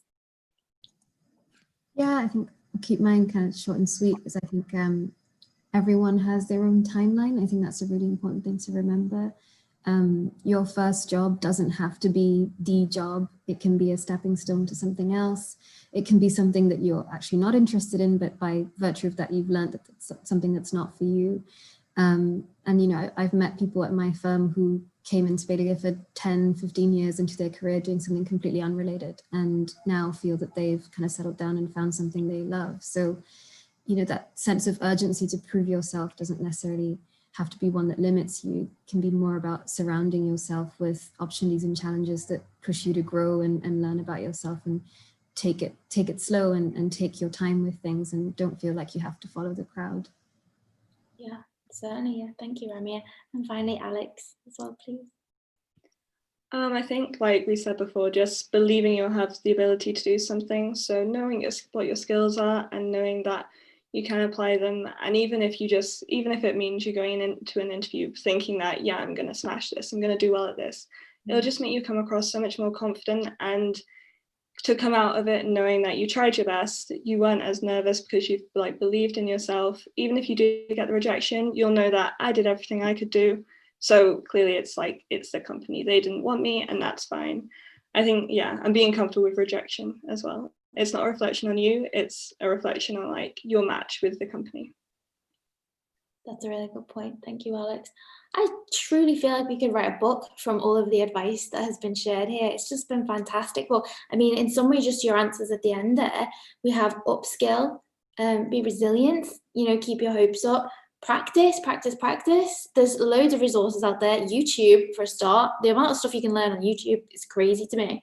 Focus on your interests, follow your own timeline. Don't feel like you're competing with other people, and don't, if you go in one way, that might be the right way for you, you don't know. And believe in yourself. Such fantastic advice. Huge thank you to all of you for taking time out to sit on the panel and to answer those questions and to inspire our audience. I certainly feel inspired by all of you, so big thank you. To the audience, it's been my absolute pleasure to be your host at this event for the past 4 hours. I really hope you've got a lot of inspiration and insight out of the event, and you have just under half an hour left to network. So take all of this advice you just received and go and speak to the companies, see what they're all about, see if it resonates with you, do your research and apply. If that's the one thing you got from all of these sessions today, please don't ever be put off by requirements or thinking you're not good enough. The worst thing that can happen is a company says no. So please get those applications in. So with that said, I'm going to let you all go off and network. A final thank you again to our panelists, and hopefully we'll see you at another event soon.